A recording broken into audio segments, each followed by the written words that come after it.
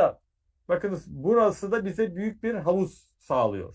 Yani bu açıdan akademi bizim için e, With Vinted's electronics verification service, you can shop securely again.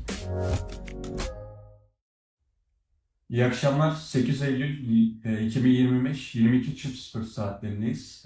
Bugünkü konumuz Kur'an'da ismen zikredilmeyen peygamberler olacak. Zafer Duygu hocamızın kanalındayız. Konuğumuz da Bülent Şahin Erder. Seyircilere ve hocalara hoş geldiniz diyelim. hoş bulduk Aga. Agah hoş bulduk. Evet hocam. Yine bir yayını birlikte gerçekleştiriyoruz bu Evet, kanalda. teşekkür ediyoruz sana. Rica ederim hocam. Moderasyonu yine ben üstleneceğim. Evet, memnunuz bundan. Bu durumdan gayet memnunuz. Sağ olun. Tabii bugün sanıyorum İstanbul'da bir internet kesintisi ya da daraltması artık ne diyorsunuz öyle Bant bir şey oldu. daralması. Evet. Heh, Bant, evet. o yüzden yayına başlayıp başlayamayacağımız, yapıp yapamayacağımız tam belli değildi. Biraz telaşlı bir süreç oldu ama Allah'tan şu anda sanıyorum yayında herhangi bir problem yok. Yani seste ve görüntüde bizi izleyenler Ben kontrol ediyorum şu an. bizi net olarak görebiliyorlar ve duyabiliyorlar. Herhangi bir kısıtlama olmaksızın diye tahmin ediyorum. Hali hazırda 50 civarında konuğumuz var ama konuğumuzun dakikalar ilerledikçe artacaktır misafirlerimizin sayısı. Ve burada birçok bizim hem takipçilerimizden hem ilk defa yayınımıza katılanlardan gördüğümüz birçok isim var. Mesajlar gönderiyorlar aşağıda. Eksik olmasınlar. Herkese hoş geldiniz diyoruz. Hepinize inşallah iyi bir yayın diliyoruz. Bilgilendirici bir içerik diliyoruz. Arkadaşlar bu yayın Agah kardeşimin teknik desteğiyle gerçekleşiyor. Epeydir bir yaklaşık 2 saat 3 saat kadar da bir mesai verdi. Çünkü dediğim gibi bir takım problemler vardı ama bunları aştık. Agah'a teşekkür ediyorum e, yardımları için. Tabii ki Bülent Şahin Erdeğer'e Evet. ayrıca teşekkür ediyorum. Bülent bizim çok sevdiğimiz bir arkadaşımız. Aynı zamanda iyi bir entelektüel, iyi bir yazar. Biliyorsunuz arkadaşlar Timaş Yayınları'ndan Bülent'in bir önceki kitabı Eski Mısır peygamberleri üzerineydi ve aslında çok konuşulan Türkiye'de de entelektüel çevrelerde, akademik çevrelerde çok konuşulan bir konuya hakikaten iyi bir ışık tutmuştu.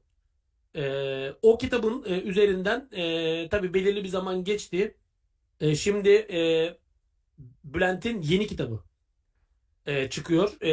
Bülent'in önceki kitabının satışları çok iyiydi arkadaşlar. Tabii bizim kanalımızın uğruydu o. Çünkü bir önceki programı yani kitabın hemen öncesinde bizim kanalda yapmıştık. Şimdi de yine bizim kanalda programımızı yapıyoruz yeni kitapla ilgili. İşte Kur'an'da ismen zikredilmeyen peygamberlerle ilgili. Mesela eski Türklere veya antik Yunan'a veya işte Çin, Japonya gibi uygarlıklara, Uzak Doğu'ya veya işte Amerika kıtasına hangi peygamberler geldi? Bununla ilgili Bülent'ten yeni bir kitap geliyor. Bülent sanıyorum şu anda ön satışı kitap yurdunda başladı, doğru mu?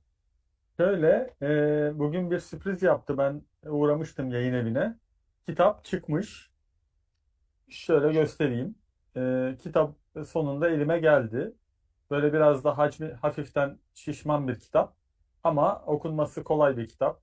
Ee, Yani basıldı ve şu an satışta. İnternetten isteyen kardeşlerimiz ulaşabilirler kitaba.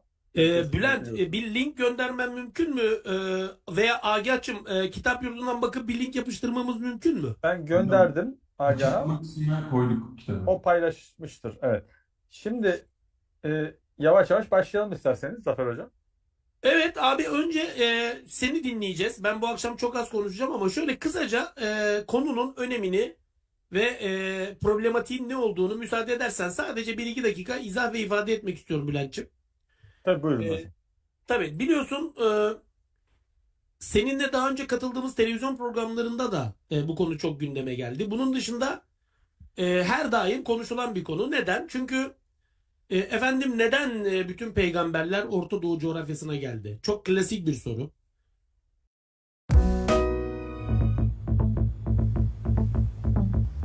Copilot, how do I simplify my research so people don't fall asleep during my presentation? What about a metaphor? Enzymes are like an elite squad of microscopic stunt performers. Who knew enzymes had such a flair for... Devamlı sorulan bir soru. Yani neden bütün peygamberler Orta Doğu coğrafyasına geldi? Hayır, öyle değil. Bunu söylüyorduk ama bu işin tabii arka planını dolduracak güzel bir çalışma. İşte senin çalışmanın önemi bir kere buradan ortaya çıkacak. Biliyorsunuz arkadaşlar, bizi izleyen ekran başındaki arkadaşlar, Kur'an-ı Kerim'de Allah aslında her kavme peygamber gönderdiğini söylüyor. Mesela Nisa 164, mesela Mümin 78, bu bağlamda örnekler teşkil eden ayetler. Allah diyor ki daha önce sana kıssalarını anlattığımız peygamberlerle ve sana kıssalarını anlatmadığımız peygamberlerle de konuştu. Veya biz senden önce de peygamberler gönderdik. Onların kimini sana anlattık, kimini sana anlatmadık diyor. Yani aslında biz bu ayetlerden net olarak anlıyoruz ki Kur'an'da isimleri zikredilen peygamberlerin dışında pek çok ismi zikredilmeyen peygamber var. Ve bunlar aslında dünyanın çeşitli coğrafyalarında her kavme gönderilmiş. Bakın Fatır 24 diyor ki biz seni hak ile müjdeleyici ve uyarıcı olarak gönderdik. Hiçbir ümmet yoktur ki içlerinden bir uyarıcı gelip geçmiş olmasın. Veya Nahl suresi veya Ra'd suresi buna dair yine bize örnekler. Andolsun ki biz Allah'a kulluk edin ve tağuttan sakının diye her ümmete bir peygamber gönderdik. Veya her kavmin bir yol göstericisi, bir peygamberi vardır. Bakın bu ayetler hem peygamberlerin sayısının bildirilenden, yani ismen zikredilenlerden çok daha fazla olduğunu ve hem de her topluma peygamber gönderildiğini Kur'an'ın açık ifadeleriyle bizim önümüze koyuyor. Tabi burada müfessirlerin çalışmalarına bakıldığında Taberi gibi, Razi gibi, Kurtubi gibi bu ayetlere dair birçok yorum yapılmış. Biliyorsunuz Kur'an'da adı geçen peygamber sayısı 25 ama Allah çok daha fazlasını göndermiş. Efendim bununla ilgili olarak hadislerde rivayetler de var. Mesela 124 bin peygamber ifadesi çok klasik, çok bilinen. Ama işte kimileri de diyorlar ki bu rakam kesin değil. Çokluğa işaret eden bir beyandır. Yine arkadaşlar Kur'an'da adı geçen bu peygamberlerin örnek şahsiyetler oldukları ve tüm peygamberleri kapsamadığı müfessirlerin müşterek ortak kanaatidir.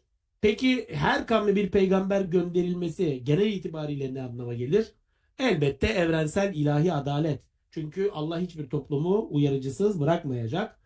Efendim peygamberlerin mesajının aslında evrensel bir öz taşıması, bir temel taşıması. Çünkü hepsi tevhidi ve Allah'a kulluk etmeyi insanlara öğütlüyorlar. Peygamberler zinciri, yani aslında halkalardan oluşan bir zincir, Hazreti Adem'den Hazreti Muhammed'e kadar devam ede gelen bir ilahi mesaj, tebliğ ve peygamberler halkası. En nihayetinde Kur'an'da işte isimleri zikredilen ve zikredilmeyen peygamberler. Belki konuşmayı ben kendi payıma şu şekilde tamamlayabilirim. Yine çünkü tefsirlerde yapılan vurgu da buna yönelik. Allah evet her kavme bir peygamber göndermiş. Birçok müfessire göre önceki peygamberlerin tamamı kavimlere, belirli kavimlere gönderilen peygamberler. Ama Hz. Muhammed en son elçi olarak tüm insanlığa gönderilen en son elçi olarak karşımıza çıkıyor. Bakın biz seni bütün insanlara ancak müjdeleyici ve uyarıcı olarak gönderdik şeklinde Kur'an'da geçen bir ayet karşımızda. Dolayısıyla peygamberlik müessesesinin de Hazreti Peygamberle birlikte evrensel bir mahiyet kesbetmeye başladığını rahatlıkla söyleyebiliriz.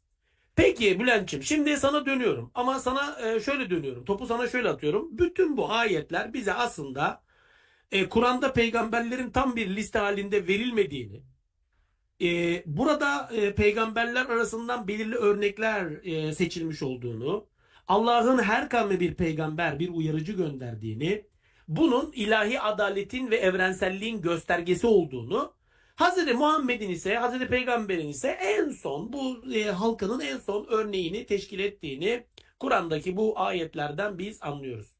Şimdi sen yapmış olduğun bu çalışma, bir kere her şeyden önce bilmiyorum senin amacını da tabii kapsayacak bir konuşma yapmaya çalıştım ama bir taraftan senden de öncelikle amacını dinlemek isteriz. Sonra lütfen bize ulaştığın sonuçları, çarpıcı neticeleri bizimle paylaşırsan tabii ki çok seviniriz. Buyur Bülent kardeşim. Evet, güzel bir özet, perspektif özeti oldu aslında. Şimdi Kur'ani söylemin temel çerçevesi bu yönde Zafer Hocam, sizin de belirttiğiniz üzere. Ama zaman zaman bilmemekten, yani Kur'an'ın bu detaylarına vakıf olmamaktan kaynaklanan, yani meraktan kaynaklanan sorularla karşılaşıyorduk. Yani işte neden hep Orta Doğu'daki peygamberlerden, Nebi, Resullerden bahsediliyor gibi. Zaman zaman da bu bilmemezlik e, yani tabii bazı kesimlerde bir küstahlığa dönüşüyor. Yani hem bilmiyor hem de küstahça bir meydan okumaya dönüşüyor. Mesela bazı görsellerle karşılaşıyordum ben sosyal medyada. Bazı yeni ateist böyle polemikçi hesaplarda işte bir harita çizilmiş. Hatta bir tanesini de kitabın girişine aldım, o haritayı. Dünya haritası koymuş adam. Ee, Sadece 124 bini Arabistan'ın üzerine yapıştırmış. Geri kalan her yere sıfır yazmış. Sonra da diyor ki hani nerede peygamber, ne biçim iş bu falan gibi böyle meydan okuyucu bir küstahlıkla da karşılaşıyoruz. Ben de yani zaten bahsettiğiniz o çerçeve, her mümin, yani dini minimum düzeyde bilen herkes zaten bahsettiğiniz şekilde inanıyor.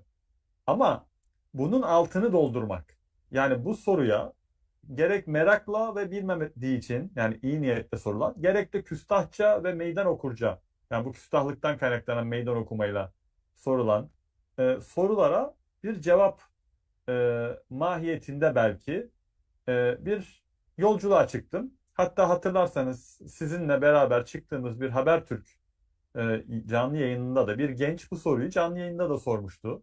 Ve programın sunucusu Mehmet Akif Ersoy da bana yöneltti. Hocam siz işte cevaplar mısınız diye. Kısaca orada cevaplamaya çalışmıştım.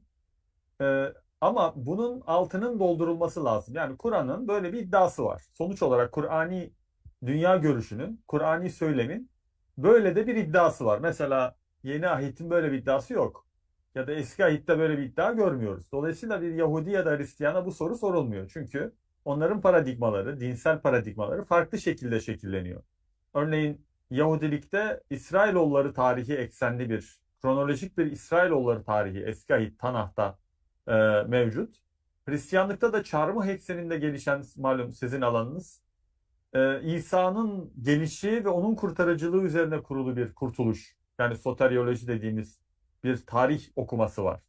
Ama İslam'da ise siz de demin belirttiniz, tevhid, şirk eksenli bir tarih okuması söz konusu. Dolayısıyla Kur'an'ın böyle bir iddiası var. Yani Kur'an diyor ki dinlerin kökeni tevhiddi. İnsanlığın herkeste bir hanif öz vardır. Yani herkeste bir tek tanrıcı içgüdü vardır, bir eğilim vardır doğuştan. Anneleri ve babaları daha sonra insanları farklı inançlara sevk eder. Dolayısıyla inançların kökeninde böyle bir tek tanrıcılık, bir monoteizm söz konusudur. Ve her kavme biraz önce belirttiğiniz üzere elçi gönderilmiştir diyor Kur'an. Ama bunun altını doldurmak tıpkı diğer bilimlerde olduğu gibi, yani fen bilimlerinde vesaire olduğu gibi kullara bırakılmış. Yani Kur'an aya işaret ediyor, güneşe işaret ediyor ama bilimsel formüllerden bize bahsetmiyor. Gidin bilim yapın diyor. Biz de gidip işte astronomi yapıyoruz, biyoloji yapıyoruz, değil mi? Bilimler yapıyoruz. Dolayısıyla Kur'an bizi bilim yapmaya sevk ediyor ama her şeyi hazır lokma olarak, bir formülasyon olarak içermiyor. Dolayısıyla aynı şey aslında sosyal bilimler açısından da, tarih bilimi açısından da böyle. Gidin, ziyaret edin, antropoloji yapın, arkeoloji yapın diyor aslında bir nevi Kur'an. Dolayısıyla bizim bu iddiaları ya da bu söylemin altını doldurmamız gerekiyor o kitaba inanan insanlar olarak. Şimdi bu dindarlar açısından kısmı. Yani bir mümin olarak kısmı. Bir de konunun akademik boyutu var. Malumunuz akademi dediğimiz yer bir tapınak, bir kilise değil, bir dogma mekanı değil. Akademide farklı görüşler, farklı tezler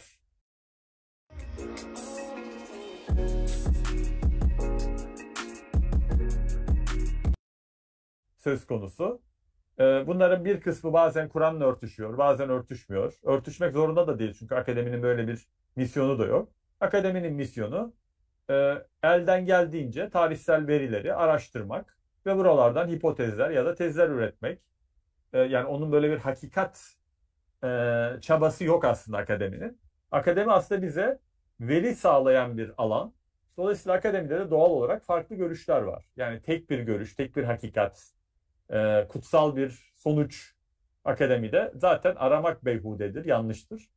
Dolayısıyla baktığımızda akademide de aslında Kur'ani söylemle örtüşen ekoller var. Örneğin Wilhelm Schmidt gibi, Andrew Lang gibi ve onların yetiştirdiği Viyana Okulu gibi araştırmacılar, alimler, yani adam mesela Şili'de yaşamış yıllarca, oradaki dini inançları araştırmış. Ya da diğeri başka bir Avustralya'da yaşamış. Dolayısıyla bakınız burası da bize büyük bir havuz sağlıyor. Yani bu açıdan akademi bizim için yani tüm insanlar için çok önemli bir alan. Benim yapmaya çalıştığım diğer kitapta da bu kitapta da tabii ki akademiyle aslında sıradan vatandaşımız arasında, sıradan okuyucu arasında bir ara köprü olmak. Yani ne tam akademik bir çalışma ne de popülist bir çalışma aslında bizim gibilerin yaptığı çalışmalar. Dolayısıyla da ben hem ilk kitabım yani bu konuyla ilgili ilk kitabımda yani Antik Mısır'ın peygamberlerinde hem de bu kitapta girişte şunu belirtiyorum zaten. Bu kitap bir son nokta çalışması değildir. Bir soruya cevap bulma e, arayışıdır. Dolayısıyla zaman içerisinde farklı bulgularla değişebilir, dönüşebilir. Bazı tezleri çürüyebilir ve dönüştürülebilir. Bizim böyle bir iddiamız yok. Benim böyle bir iddiam yok. Yani ben son noktaya ulaştım. Aha da bu peygamberdir. Başka yani kesinlikle böyledir gibi bir iddiam yok. Ama şöyle bir iddiam var. Şöyle bir teklif sunuyorum belki de okuyucuya. Yani bu gözle de bakılabilir. Bu perspektifte de bakılabilir. Buradan neyi kastediyorum? Malumunuz sosyal bilimler aslında çok yoğun bir şekilde normatiftir. Ve sosyal bilimlerin tümü e, doğal olarak bakanın yani gözlemcinin bakış açısına göre bir yorum kısmında içinde barındırır.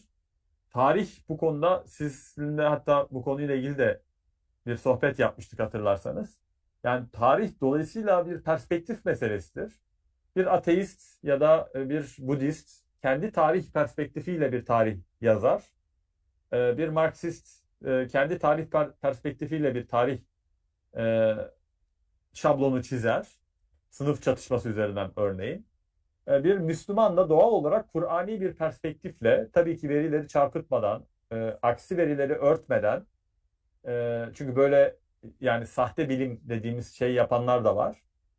Buralara kaymadan, buraları yani işin sahteciliğine, işin e, hile boyutuna girmeden mevcut verileri kendi perspektifiyle yorumlayabilir.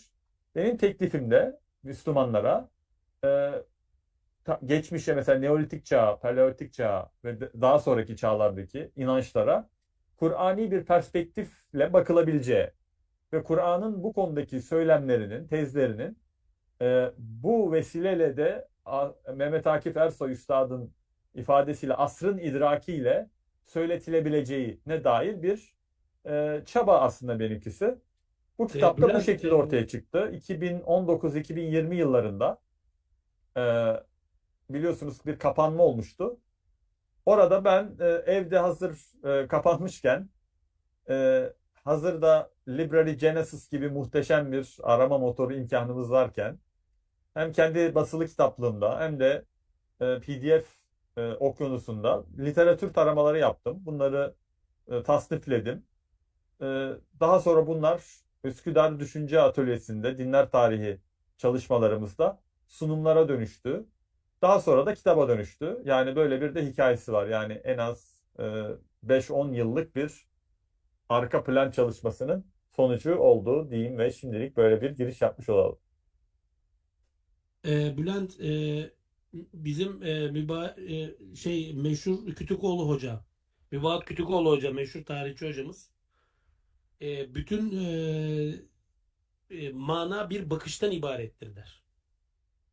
Tarih felsefesine ve metodolojisine dair böyle ilginç bir ifadesi vardır. Bütün mana bakıştan ibarettir. Yani nereden baktığınıza göre yapacağınız yorum, yapacağınız değerlendirme değişebilir.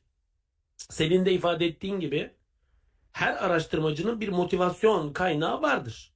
Fakat bu motivasyon kaynağını değil, asıl olan araştırmacının yönteminin, ortaya koyduğu metodun objektif olup olmamasıdır. Aslında bizde biraz karışan şey o. E, Mesela seni desteklemek için şöyle bir örnek vereyim. Hazreti İsa ile ilgili olarak mesela 10 tane Yahudi yazarın alın görüşlerini, yani Gezaver, Mestahem, Makubi'ye kadar. Aslında bakarsınız ulaştıkları sonuçlar hep paraleldir. Evet, birbirlerinden biraz böyle yöntem olarak farklı yollardan gidebilirler ama neticesinde vardıkları nokta Hristiyanların, geleneksel Hristiyanların vardıkları yerden farklıdır. 10 tane de Katolik yazar aldığınızda onların da bambaşkadır. Bakın, ha bu şu demek değil, bunların hiçbiri objektif değil demek değil. Herkesin kendince bir motivasyon kaynağı var ve herkes bu araştırmasını yaparken objektif bir metot, bakın yazar değil, araştırmacı değil, metot objektif. Yani asıl olan şey bu. Biraz maalesef bu konu bizde karıştırılıyor. Peki Bülent, şimdi dönelim senin çalışmana. Evet. 2 soruyla başlayayım. Hatta ilk soruyu da Ahmet Yıldırım güzel bir soru sormuş. Ahmet Bey'in sorusuyla başlayalım. Diyor ki, Kur'an'da ismi zikredilmiyorsa nereden bileceğiz bir adamın diyor peygamber olup olmadığını? Buradan başlayalım. Çok güzel. Sen nereden anladın yani Kur'an'da zikredilmiyorsa peygamber olup olmadığını? Bu bir. Evet. İkincisi, şöyle genel bir toparlayalım. Yani detaylara girmeden önce genel bir toparlayalım. Yani mesela bize şunu diyebilir misin? Hocam ben işte yani dünya çapında şöyle baktığımda Kur'an'da zikredilenler haricinde şu kadar peygamberin olduğunu ve olabileceğini öngörüyorum. Bunlar arasında da şunlar daha fazla ön plana çıkıyor dersen, çünkü daha sonra tabii ki Türklere özellikle en önemli meselelerden bir tanesi bize gönderilen peygamber var mı? Veya işte daha fazla ön plana çıkartılması gereken peygamberler var mı? Şöyle genel bir hatlarla seni dinlemek isteriz. I can't believe you're making me drive all the way to Croydon. Well, what else? Yes, girls. I'm excited for this. What kind of music do you want? Evet, çok güzel bir soruyla başladık. Ben önce yani kitabın perspektifini izah etmeye çalıştım. Şimdi bu soru da aslında kitabın yöntemini soruyor. Tabii ki ben zuhurat aleminde bana bildirilmiyor, yazdırılmıyor. Rüyamda da kimse bana şu peygamber falan demiyor. Peki nereden biliyorsun Bülent Şahiner değer yani diyebilirsiniz. Ben de zaten şunu demiyorum, bakın yanlış anlaşılmasın. %100 bu da şu adam peygamberdir demiyorum. Ama şunu diyoruz. Kur'an bize belli ölçüler veriyor. Yani bir Nebi Resul prototipi, bir Nebi Resul modeli sunuyor. Yani Nebilerin ve Resullerin özellikleri var Kur'an'da. Şimdi dolayısıyla biz bu özelliklerden hareketle birincisi Kur'an'da yer almayan tarihi şahsiyetlerin bu prototiple, bu özelliklerle örtüşüp örtüşmediğine bakıyoruz. Birincisi bu. İkincisi, Kur'an'da sadece Nebi ve Resullerden bahsetmiyor. Özellikle Nisa 69. ayet bize çok ciddi bir ipucu veriyor. Salihlerden, şahitlerden, sıddıklardan bahsediyor. Ve her toplumun içinde salihler, şahitler ve sıddıklardan olabileceğini söylüyor ki biz bunu yakın tarihte de biliyoruz. Hazreti Muhammed var ve arkadaşları var, değil mi? Ebu Bekir, Ali, işte Ömer gibi, Allah hepsinden razı olsun, rahmet etsin hepsine. Yine Hazreti İsa'nın havarilerinden bahsediliyor, değil mi? Hazreti Musa'nın mesela çevresinde onunla beraber olan insanlardan bahsediyor. Yani Allah'ın doğrudan Nebi Resul olarak seçmediği ama Nebi ve Resullerden haberi olan ya da Nebi ve Resulün e, yol arkadaşları olan, onlardan haberi olan insanlardan da bahsediyor. Dolayısıyla Kur'an yine fıtrat dininden ve haniflikten bahsediyor. Bakınız, yani perspektifi genişlettiğinizde ve elimizde bir de ipuçları var. Mesela bir dinin nasıl tahrif olduğundan bahsediyor. Yani İslami literatürle konuşursak tahrif ya da akademik literatürle, İngilizcesiyle söylersek işte enterpolasyondan bahsediyor değil mi? Eklemeden, çıkarmadan, akademik dille ifade edersek. İşte Arapçası bunun tahrif. Yani demek ki bakın, Kur'an ve akademi, yani elimizdeki şu an bilimsel veriler, bilgiler bir dinin nasıl dejenere olduğunu ya da farklılaştığını, değiştiğini, bir dinin elçisinin ve arkadaşlarının olduğunu bize söylüyor. Şimdi bakın, elimizde bunlar var. O zaman bu ipuçlarından ya da bu modellerden hareketle Avustralya'ya, atıyorum Amerika'ya, Amerika kıtasına, Amerika kıtalarına, Asya kıtalarına, Türklere bunu uygulayabiliriz. Yani e, bu kadar aslında sade bir yöntem. Ama nedense buna Müslümanlar böyle bir garip yaklaşmışlar. Yani sanki harammış gibi yaklaşmışlar. Aksine e, böyle değil. Çünkü daha önce birçok İslam alimi de bu tarz girişimlerde ya da okumalarda bulunmuş. Yani ben ilk kez bunu yapmıyorum. Benim yaptığım şey şu: sadece bu kadar bütüncül bir şekilde, yani tüm kıtaları kapsayacak bir çalışma yapmış olmam belki farklılaştırıyor çalışmayı, ama zaten daha önce de yapılmış girişimler İslam aleminde bunlar. Bunu da bu şekilde belirtebilirim. Yani Kur'an'da Resul ve Nebi ile ilgili bir arketip var. Yangın arketip dediği bir model var. Biz bu modelle örtüşen, mesela bir elçiyle görüşecek, vahiy alıyor, tevhidi savunuyor, monoteizmi mi savunuyor? Sadece bununla değil, hakim yozlaşmış toplumsal yapı ve inançlarla mücadele ediyor mu? Bakın, çok aslında, değil mi?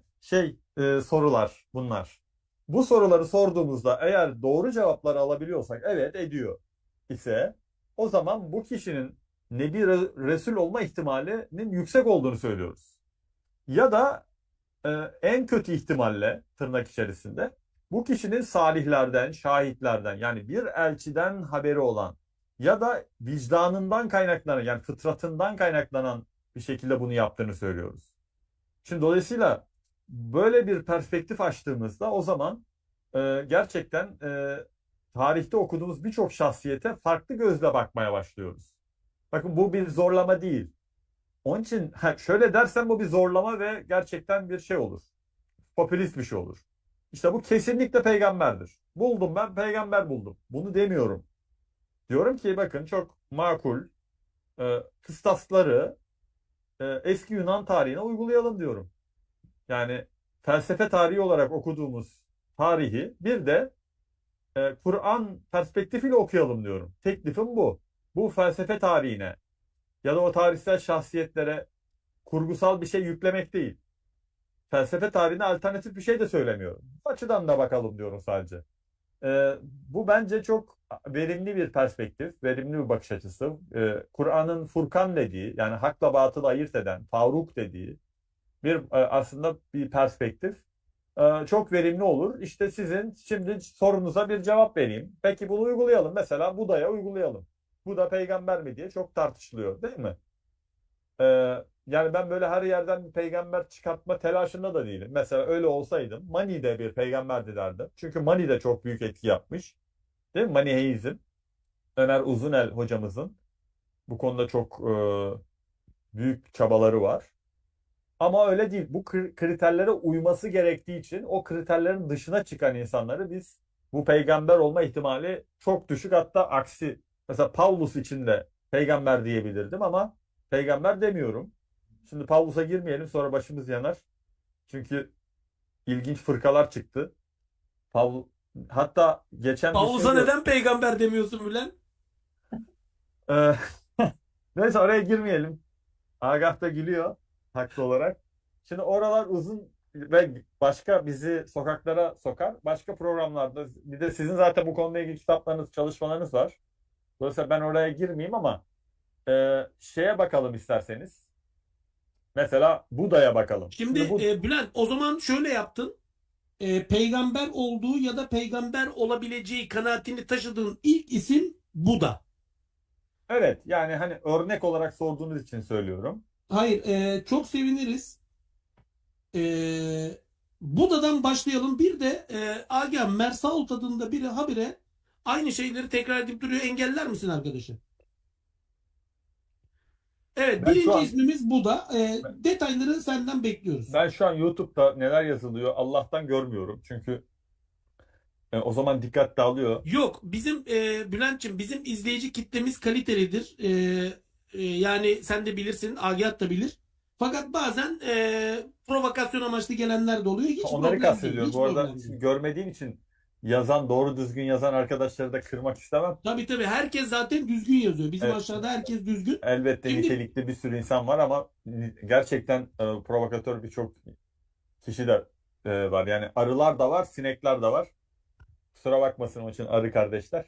Evet, eyvallah arkadaşlar, şu anda 200'e yakın, yani 170 küsür tane, 180'e yakın izleyicimiz var. Benim Hocam gördüğüm. soruları size iletmemi de söylemiş ama onu en son yapacağız diye biliyorum. Doğru mu? Evet, en son tekrar sorulara döneceğiz. Arkadaşlar, hepiniz hoş geldiniz. Sorularınızı da en son, hepsini değilse bile bir kısmını cevaplamaya çalışacağız.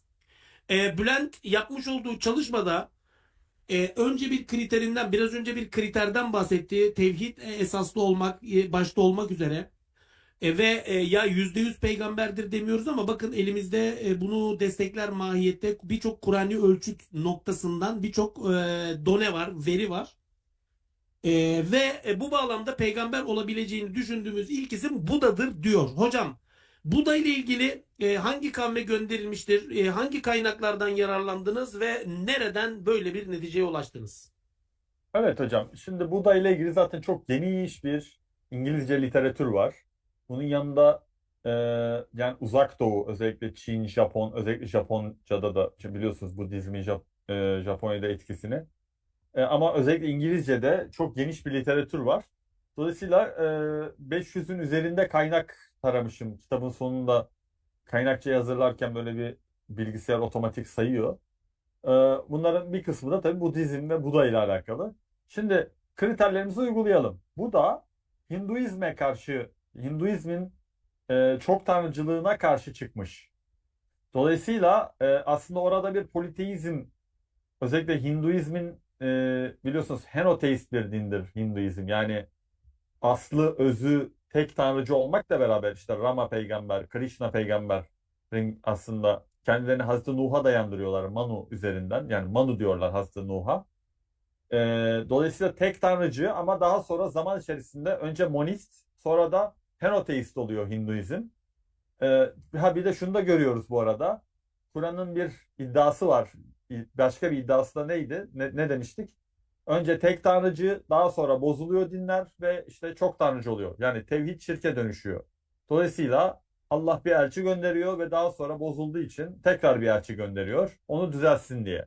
Yani bu böyle bir tevhid şirk döngüsü var. Yani döngüsel bir tarih okuması var Kur'an'ın.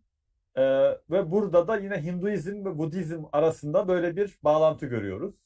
Orada da aynı şey oluşmuş. Önce tek tanrıcı olan bir Hint dini e, Brahmanizmle karşılaşıyoruz. Daha sonra Brahmanizmin önce monist yani panenteizme dönüşen e, her şeyin tanrı olduğu ve tanrının aslında her şeyde tezahür ettiği inancına dönüştüğünü görüyoruz.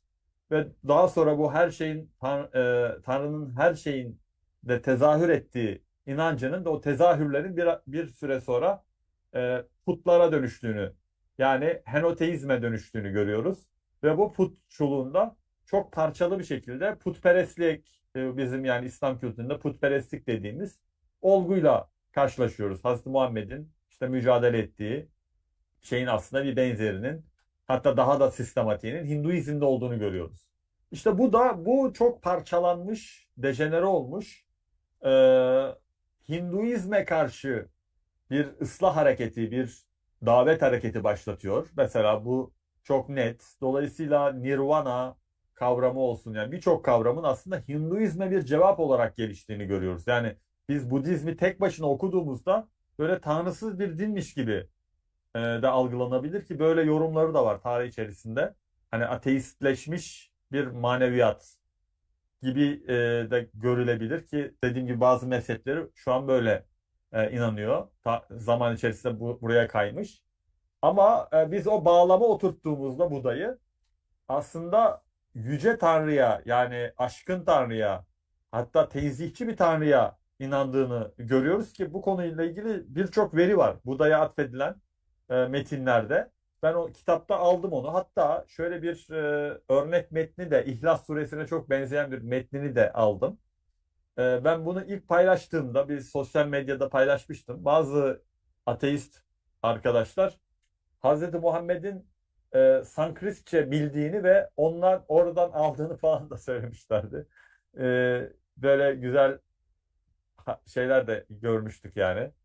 Gülmüştük hatta. Dolayısıyla yani Udanalardaydı galiba. Evet, Buda'nın mesela bu tarz, yani İhlas Suresini çok andıran, İhlas Suresiyle o biliyorsunuz İhlas Suresi pür, saf, e, tek tanrıcılığı aslında böyle manifestosu gibi bir kısa bir suredir. Onunla çok örtüşen ifadeleri var örneğin Buda'nın. Dolayısıyla hani şu çok genel bir yanılgıdır. Batı'ya çünkü o şekilde aktarılmış. İşte Budizmin tanrısız bir inanç sistemi olduğu gibi bir klişe var. Böyle olmadığını görüyoruz. Yine Budizmin e, ahireti reddettiğine dair bir klişe var. Onun da öyle olmadığını görüyoruz. Hatta arkamda bir kitabı var. Türkçe'ye de basılmış, Tibet Ölüler Kitabı diye. Yani bayağı bildiğiniz ciddi ciddi cennet, cehennem, işte ölü ruhundan sonra işte gidişi falan, böyle çok kapsamlı bir literatürü var Budizmin. Dolayısıyla ahiret inancının da olduğunu görüyoruz bakın. Tevhid, ahiret. Peki bu adam kime karşı, selam üzerine olsun Buda'nın? Kime karşı mücadele etmiş? Zalimlere karşı mücadele etmiş. Kas sistemine karşı mücadele, yani adaleti de savunmuş. Kadınları, Hinduizmin ezdiği kadınları, işte köleleri, o kas sistemin en altındaki insanların özgürleştirici bir söylemi var. Kavramlarına bakıyoruz. Nefs tezkiyesiyle ilgili. Çok mutedil bir, yani Kur'an'la çok örtüşen bir nefs tezkiyesi, ahlak öğretisi var. Yani böyle ne tamamen ruhbanlık, yani Hinduizm'de olduğu gibi böyle tamamen dünyadan ele tek çekme var, ne de dünyevileşme var. Yani dolayısıyla İslam'la çok örtüşen bir inanç sistemi ortaya koyduğunu görüyoruz. Dolayısıyla bakın, bu kıstaslara göre İslam söylemiyle örtüştüğünü ifade edebiliriz. İlk dönem Buda'nın söylemlerini söylüyorum. Daha sonra Budizm'de dejenere olmuş ve Buda'ya tapmaya başlamış bu sefer. Tıpkı Katoliklikte İsa'ya tapıldığı gibi, annesine tapıldığı gibi. Hristiyanlık aslında bize çok güzel bir örnek. Yanımızda bir çok hani taze bir model de var, Hristiyanlık diye. Yani bir din, bir mesaj nasıl bambaşka bir hale büründürülür. Bunu hani Zafer Hocam, siz buradayken bana düşmez, haddim değil. Yani Hristiyanlığın, daha doğrusu İsa'nın mesajının dejenerasyonu ya da değişimi, çok taze bir örnek yanımızda. İşte bu örnekle örtüşen değişimler, dönüşümler, bozulmalar, bir Müslümana göre bozulmaları görebiliyoruz hem Hinduizm'den hem de Budizm'de. Dolayısıyla kanaatimce bu da büyük olasılıkla Allah'ın seçmiş olduğu bir peygamber olduğunu düşünüyorum. Hocam mikrofonunuz kapalı. Özür diliyorum. Peki Bülent, Buda'nın tevhidçi mesajından yaptığın bir alıntı veya şey varsa paylaşabilir misin bizimle? Tabii, ben kitabı açtım ekranımda. Good afternoon, ladies and gentlemen. Welcome to the Hilfiger Race. Bülent, Hemen size bulayım. benim muhtemelen fakülteden öğrencilerim olabilir. Albay Klaus von Stauffenberg. Aslında Maşallah. biliyorsun Hitler'e suikast yapan şeyin adını almış. Alman subayın adını almış. Benim de çok sevdiğim filmdir, biliyorsunuz, Operation Walkür. Seni diyorlar ki hocam illa fakülteye getir Bülent'i diyorlar. Davetleri açığız hocam. Davet ederseniz geliriz. Abi eyvallah. Buda'nın böyle tevhidçi bir mesajından bizimle paylaşabileceğin, Tabii. e, şimdi sen buldun mu? Şimdi evet. Tamam, buyur, dinliyorum.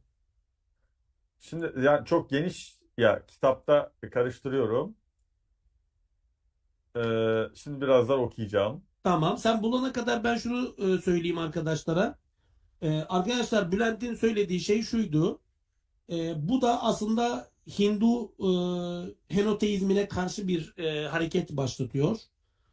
E, Kesinlikle diyor, orijini itibariyle Buda'nın yaşamı sırasında ya da ilk dönemde bir tek tanrı inancı olarak ortaya çıkıyor. Tevhidçi bir inanç. Ahiret Evet. inancı, cennet, cehennem kavramları aynı diyor. İslam'a çok paralel. Tabii zalimlerle mücadele ve adalet kavramının savunulması çok önemli bir detay. Ahlak öğretisi aynı şekilde Kur'an'la çok paraleldi diyor. Fakat tıpkı diyor Hristiyanlıkta olduğu gibi zamanla diyor onun getirmiş olduğu öğretide de bozulma, dejenerasyon ortaya çıktı ve bu da aslında Allah'ı işaret eden bir elçiyken bizzat Buda'nın kendisine tapılmaya başlandı Evet. şeklinde bir özet yaptı. Buldum hocam. Kitabın da inşallah alırsanız 327. sayfasında Udana Nibbana Sutta. Şimdi Udana Nibbana Sutta Buda'nın söylevlerinin, vaazlarının toplandığı kitaplardan birisi. Bu kitabın 8. bölüm, şimdi bu böyle bölüm bölüm. O kaynaklardan da kısaca bahsedeyim. Yani Nibbana Sutta'nın 8. bölüm, ikinci vaazı. Öyle söyleyeyim. Okuyorum. Ee, Baştan alayım hatta. Bakın. Bir zamanlar öğretmenin Anathabinnitika manastırındaki Jeta korusunda Savatthi yakınlarında kaldığını duydum. O zaman öğretmen öğrencilerine Nibbana ile bağlantılı bir Dhamma konuşması ile talimat veriyordu.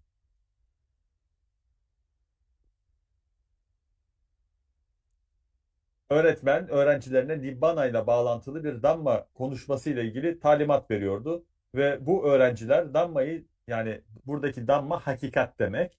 Dhamma'yı dinlemeye niyetliydiler. Hakikat konuşması, hani tam Türkçeleştirirsek. Sonra onun önemini anlayan öğretmen o vesileyle vahiy aldığı sözü söyledi. Ey öğrencilerim! O doğmamış, doğrulmamış, başkasınca yaratılmamış, münezzeh vardır. Eğer öğrenciler o doğmamış, doğrulmamış, başkasınca yaratılmamış, münezzeh olmasaydı, doğan, meydana getirilen, doğurulan, yaratılan, şartlanmış olandan hiçbir şey ona yönelerek kurtulamazdı. Ama doğmamış, doğrulmamış, başkasınca yaratılmamış, koşulsuz yani münezzeh olduğu için doğan, var edilen, yaratılan, koşullanmış olandan kaçarak kurtulma isteği insanın doğasında ister istemez ortaya çıkar. Bakın şimdi burada ne diyor Üstad Buda? Diyor ki, biraz daha sadeleştireyim isterseniz. E, Doğmuş ve yaratılmış olan varlıkların ona yönelme isteği onun doğmamış ve doğrulmamış olmasının kanıtıdır diyor. Yani bir aslında kelam felsefesi, bir kelam yapmış oluyor. Dolayısıyla bakın, bu böyle çok fazla metin var aslında. Bizim bu doğmamış, doğrulmamış hemen aklımıza kim geliyor? İlah suresi geliyor.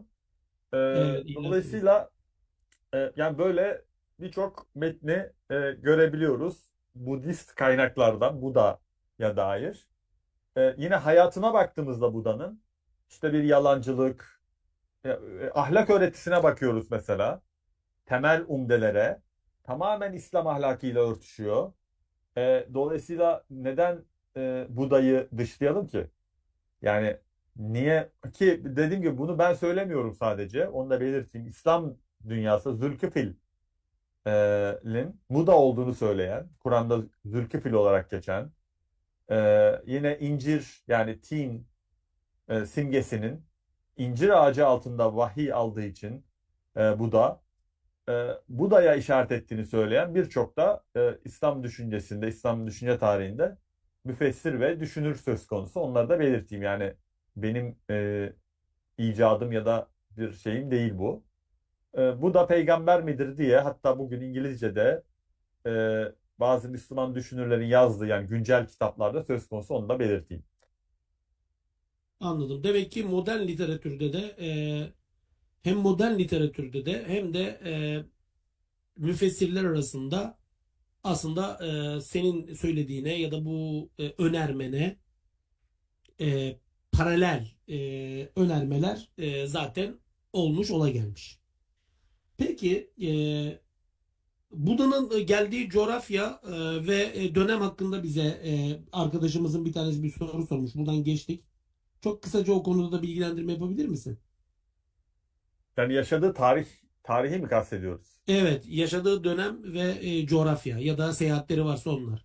Şimdi bu da Hindistan yani Kuzey Hindistan'da yaşıyor. Patna, ben gittim oraya.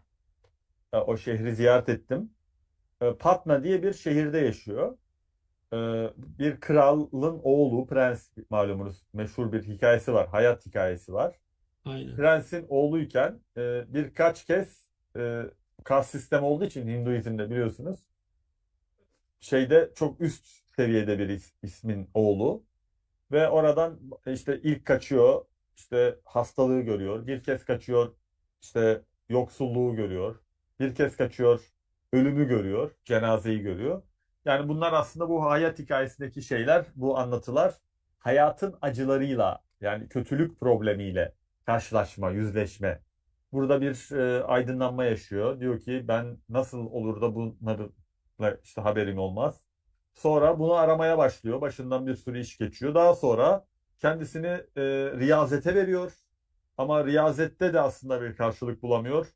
Ve ardından e, şeytanla bir mücadelesi var. Şeytan onu bu yoldan ayağını kaydırmaya çalışıyor. E, Ondan sonra da işte vahiy ile teşrif oluyor. Vahiy bir aydınlanma yaşıyor. Ve ondan sonra da bir ahlak sistemi anlatmaya başlıyor. İşte bahsettiğim yani anlattığı ahlak sistemi çok mutedil ve Kur'an'la uyumlu bir ahlak sistemi. Tabii yaşadığı tarihe dair çeşitli iddialar ya da tezler var. Şimdi onu bulmaya çalışıyordum. Hemen şuradan bulayım. Tarihi de birazdan bulursam söylerim size. Pat diye. Şimdi o kadar çok yani çok geniş bir konu ya. Vintage new electronics category means tech is new again, and you can save again. And with our optional electronics verification service, you get İşte her şeyi aklımda tutamıyorum tabii. Abi bir de yani sen ona bakarken bir de şu sorunun yani benim aklıma gelen şöyle bir soru oldu. E, Budist toplumun içerisinde senin söylediğin gibi meseleye senin söylediğin gibi bakanlar var mı ya da geçmişte olmuş mu? Bu konuda bir bilgin var mı? Tabii bu sorduğum soruların her biri çok geniş kapsamlı sorular. Bunun farkındayım. Yani ama yine de aklıma geldiği için soruyorum. Yani eğer bilgin varsa bizi aydınlatabilirsen çok sevinirim. Yani Budistlerin içerisinde meseleye senin gibi bakan var mı ya? Aslında bu da tevhidçi bir peygamberdi, elçiydi. Ama sonradan bizim inancımız dejenere oldu falan yani. Böyle nasıl söyleyeyim sana? Hani Hristiyanların içerisinde biraz daha böyle Anladım. hani ya Hazreti İsa aslında Tanrı değildi diyenler var ya onun gibi. Ha, anladım. Milattan önce 6. yüzyılda yaşadı. Bu arada onu ifade edeyim. Milattan önce 6. yüzyıla tarihlendiriliyor bu da. Yani bu da içerisinde ben yani Budizmin tarihi içerisinde böyle bir şeye rastlamadım. Ama şuna rastladım, onu belirteyim. Türkler arasında özellikle Uygur kardeşlerimiz biliyorsunuz Budist. Türkler arasında böyle bir tek tanrıcılık var zaten. Yani tek tanrıcı bir Budizm var Uygurlarda.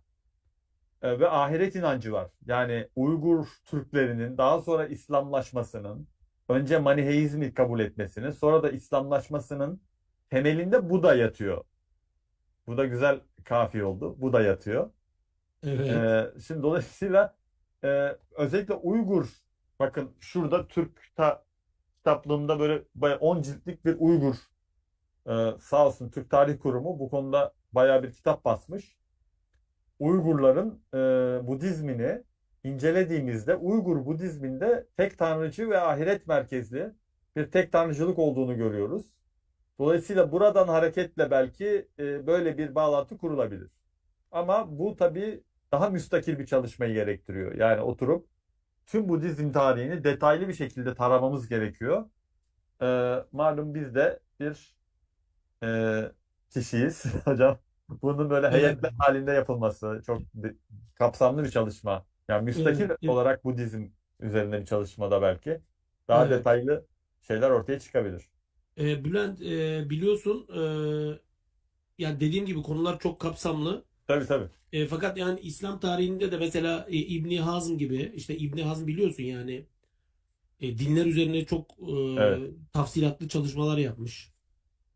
E, Ondan sonra Biruni gibi, Şehristani gibi bir takım isimlerin Buda'nın ya da işte Hindistan'daki diğer bir takım insanların, din kurucularının işte elçi olabileceği yönünde, ama %100 değil de olabileceği yönünde görüşleri varmış. Evet. E, Onu da belirteyim Zafer Hocam. Ulemamız, birkaç kişi var. Özellikle Biruni, Hinduizm üzerine yazılmış Tahkikül Maal Hint isimli ki Türk Tarih Kurumu'ndan Türkçesi yayınlandı, tercümesi. Gerçekten yani ne diyorlar? Şapka çıkartılır çalışmalar. İbn Hazm'ın işte İbn Hazm Spinoza'yı etkiliyor bu eski ait kritiği üzerine. Ee, Yani öyle birkaç tane üstadımız var geçmişte. Şehristani aynı şekilde Milal Nihal'inde. Ancak e, dönemin aygıtları dolayısıyla olsa gerek bu çalışma, evet üstadın, evet İbn Hazm. Yani bu üstadların çalışmaları dönemin teknolojisiyle, dönemin imkanlarıyla anlaşılabilir. Yani hem coğrafyaları ziyaret etmek, hem bilgiye ulaşmak. Yani şimdi Hinduizmin kaynakları dediğimiz şey ya da Budizmin kaynakları, gideceksiniz Tibet'te ya da işte Uygurlar'da o el yazmalarını okuyacaksınız. Yani şimdi hem siyasi ortam müsait değil buna. Yani oraya gidip onların kaynaklarını vakıf olmak çok zor. Dolayısıyla çoğu zaman yüzeysel kalıyor. Ha, bu bir eleştiri değil çünkü ellerinden geleni yapmışlar. Allah onlardan razı olsun. Özellikle Biruni'den ve Biruni çünkü uzun yıllar kendini gizleyerek, yani bir adeta hafiyelik yaparak Hinduizmin içine girmiş. E, Yani ancak o şekilde zaten ulaşabiliyorsunuz. Bugün dahi mesela değil mi? Nusayrilik, yani bu bilişim çağında dahi işte Dürziler diyoruz. Hala biz Dürzilerin temel kaynaklarına böyle vakıf falan değiliz. Çünkü kapalı bir toplum ve açmıyorlar yani kendi kaynaklarını toplumla paylaşmıyorlar dünyayla. Dolayısıyla o tarihlerde hem siyaset hem de aygıtlar açısından vakıf olma çok zor. Onun için bazı konularda yüzeysel kalmışlar. Duyduklarını aktarmışlar. Karşı taraf ne anlattıysa sadece onu kabul etmek zorunda kalmışlar. Mesela soruyorsunuz Hristiyanlara, adam doğal olarak resmi söylemini size açıyor. Şimdi o detaya inemiyorsunuz o dönemde. Bu hem kaynaklarımıza, yani bu Hristiyanlık ve Yahudilik araştırmaları için de böyle. Yani gidiyor mesela soruyor, şimdi Kur'an'da işte biliyorsunuz Yasin suresinde elçilerden bahsediyor. Ne yapıyor bizimki? Gidiyor soruyor. Papaz ona ne anlatırsa onu aktarıyor. Ee, Yani bu böyle çok kesin bir bilgi değil ya da belki birçok kez bazen yanıltıcı da olabilir. Bunu da belirtmek gerekiyor. Yani geçmiş kaynaklarımızda dinler tarihiyle alakalı geçen her bir şeyi, aa bak zaten Taberi'de de İskender yazıyormuş Zülkarneyn falan diye paylaşan arkadaşlarımız oluyor. Tabii ki bu bir değeri var. Bunu yadsımıyorum ama orada öyle yazdı diye o öyle olacak diye bir şey yok yani. Onu belirtmek istiyorum. Bu Budizm, Hinduizm falan yani uzaklaştıkça daha da flulaşıyor. Onu da belirteyim. Peki Bülent, şimdi Buda ismiyle ilgili aslında verdiğin mesajları e,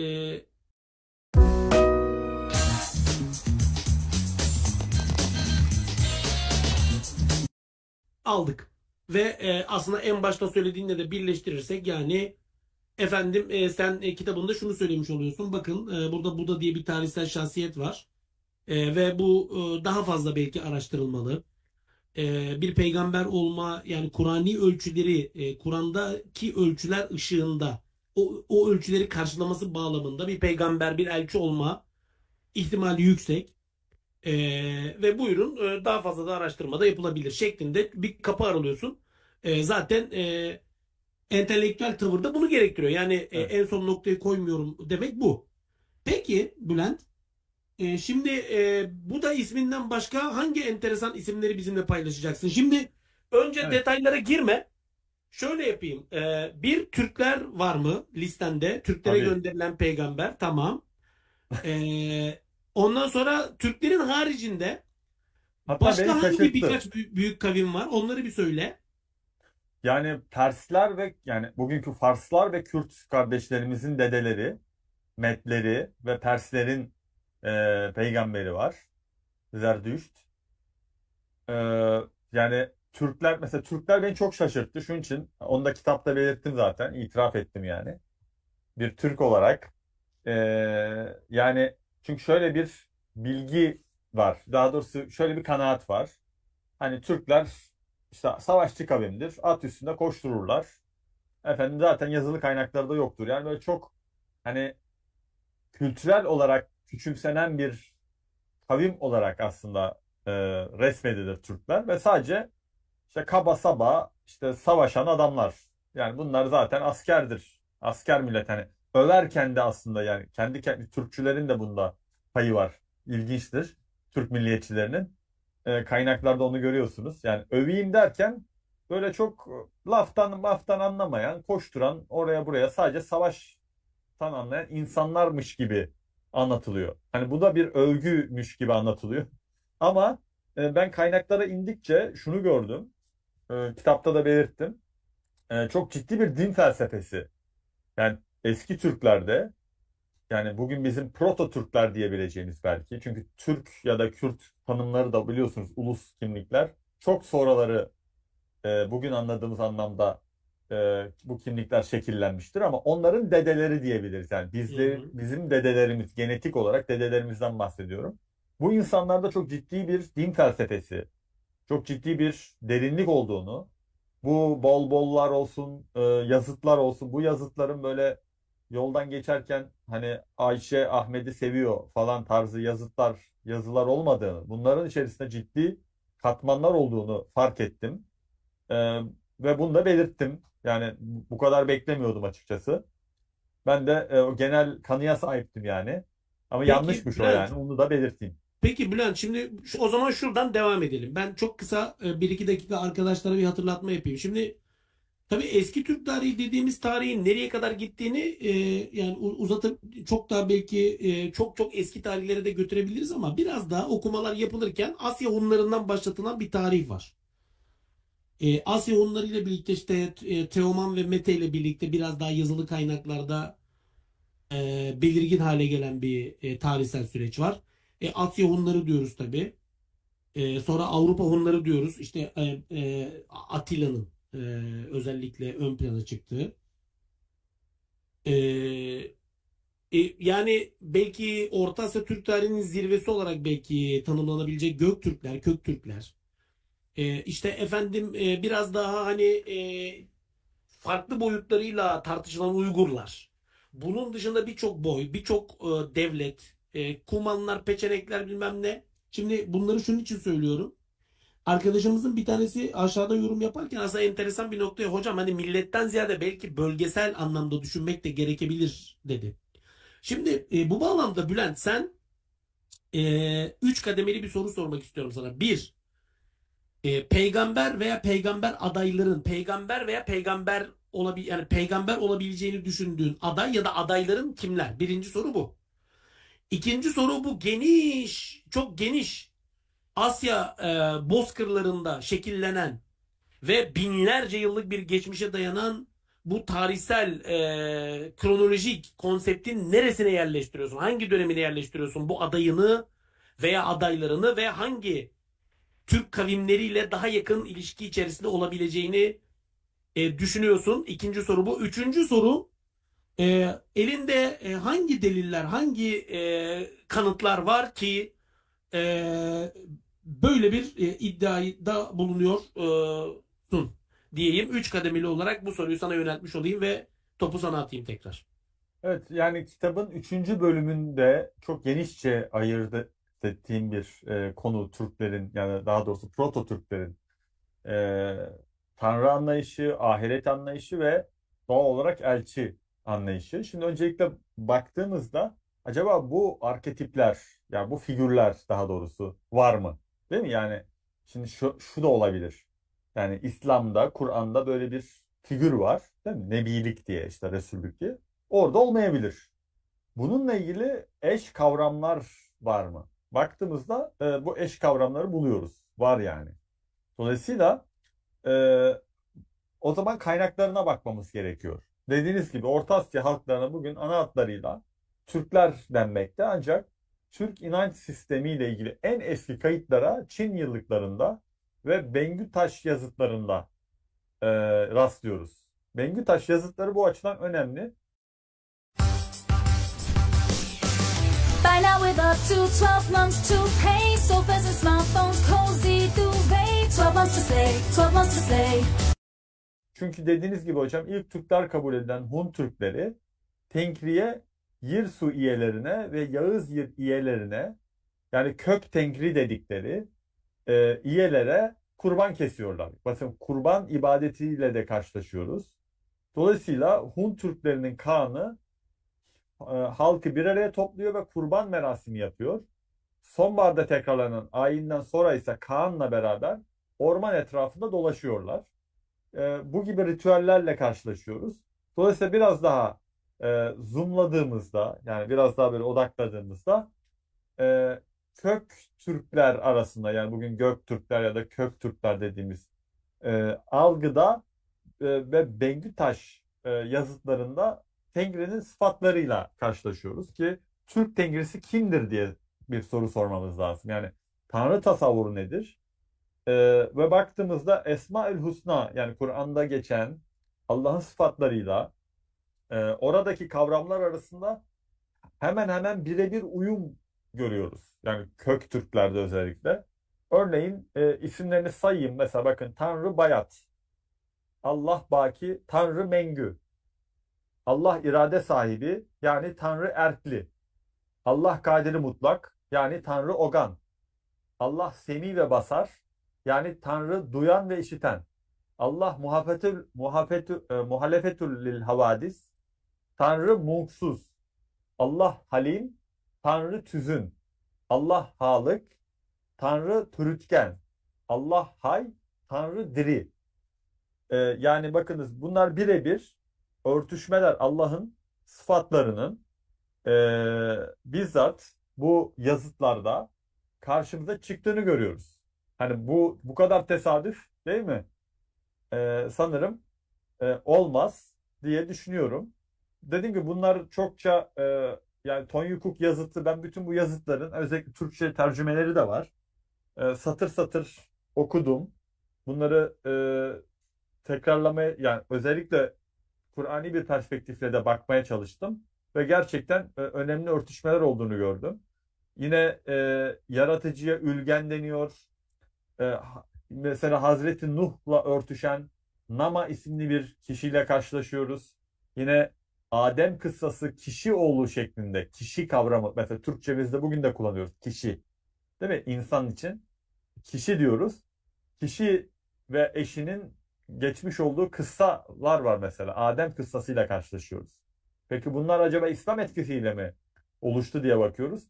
Ta Yenisey yazıtlarında, yani Yenisey nehrinde ve Yakutistan civarında bu, yani İslam mesajı, daha doğrusu Kur'an mesajının ulaşmadığı yerlerde de bu anlatılarla karşılaşıyoruz.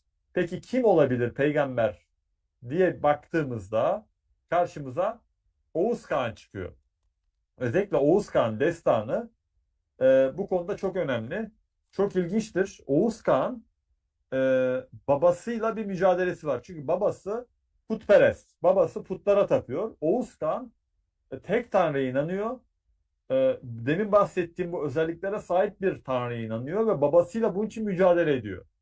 Bakın bu da Kur'an öncesi, daha doğrusu Araplarla, Müslümanlarla tanışmadan önceki anlatılar. Daha sonra bu anlatı Müslümanlaştırılıyor. Böyle anlatılar da var. Yani Oğuz Kağan destanının elimizde İslamlaşmış versiyonları da var. Ama İslamlaşmış versiyonlarından önce de bu anlatılar var. Hani şöyle bir itiraz getirilebilir. Efendim Türkler Müslüman oldu. Dolayısıyla kendilerine bir tarih yazdılar. İslami bir tarih yazdılar da denebilir. Doğru bir itiraz olur bu. Ama sırf böyle olmadığını nereden anlıyoruz? Çünkü dediğim gibi Yenisey yazıtlarında yani Müslümanlar ne zaman Müslümanlaştı Türkler? Abbasiler döneminde, yani 200 yıllık, 300 yıllık bir süreçte Müslümanlaştılar. Hatta Emeviler döneminde de İslam'la tanıştılar ama çok düşmanca bir tanışmaydı bu. Hatta işte bugünkü ırkçı bazı kesimler hani İslam'ı Türklerden ayırt etmek için böyle söylemler geliştiriyorlar biliyorsunuz. İşte Kuteybe miydi? Emevi komutanı var. Kuteybe bin Müslim. Evet, Kuteybe bin Müslim. Gerçekten kök söktürmüş, katliamlar yapmış. Onun için de zaten Türkler Müslüman olmamışlar. Yani dolayısıyla Müslüman olma süreçlerinde Abbasiler, Karahanlılar vesaire o dönemde.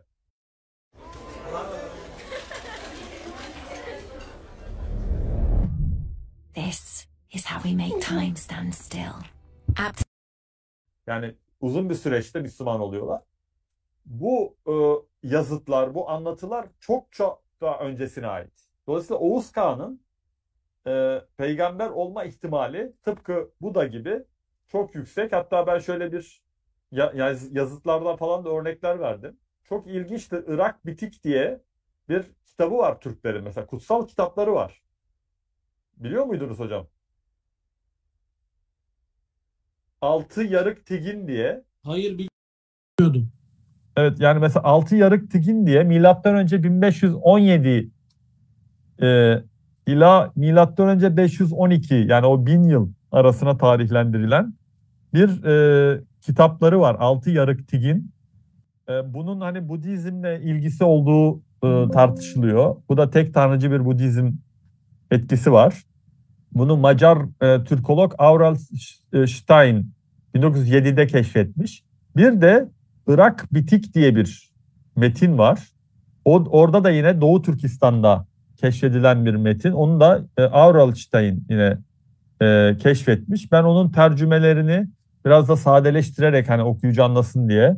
Burada Allah'tan, Tanrı'dan bahsediyor, ahiretten, yani baya İslami bir metinmiş gibi, yani çok tanıdık şeyler.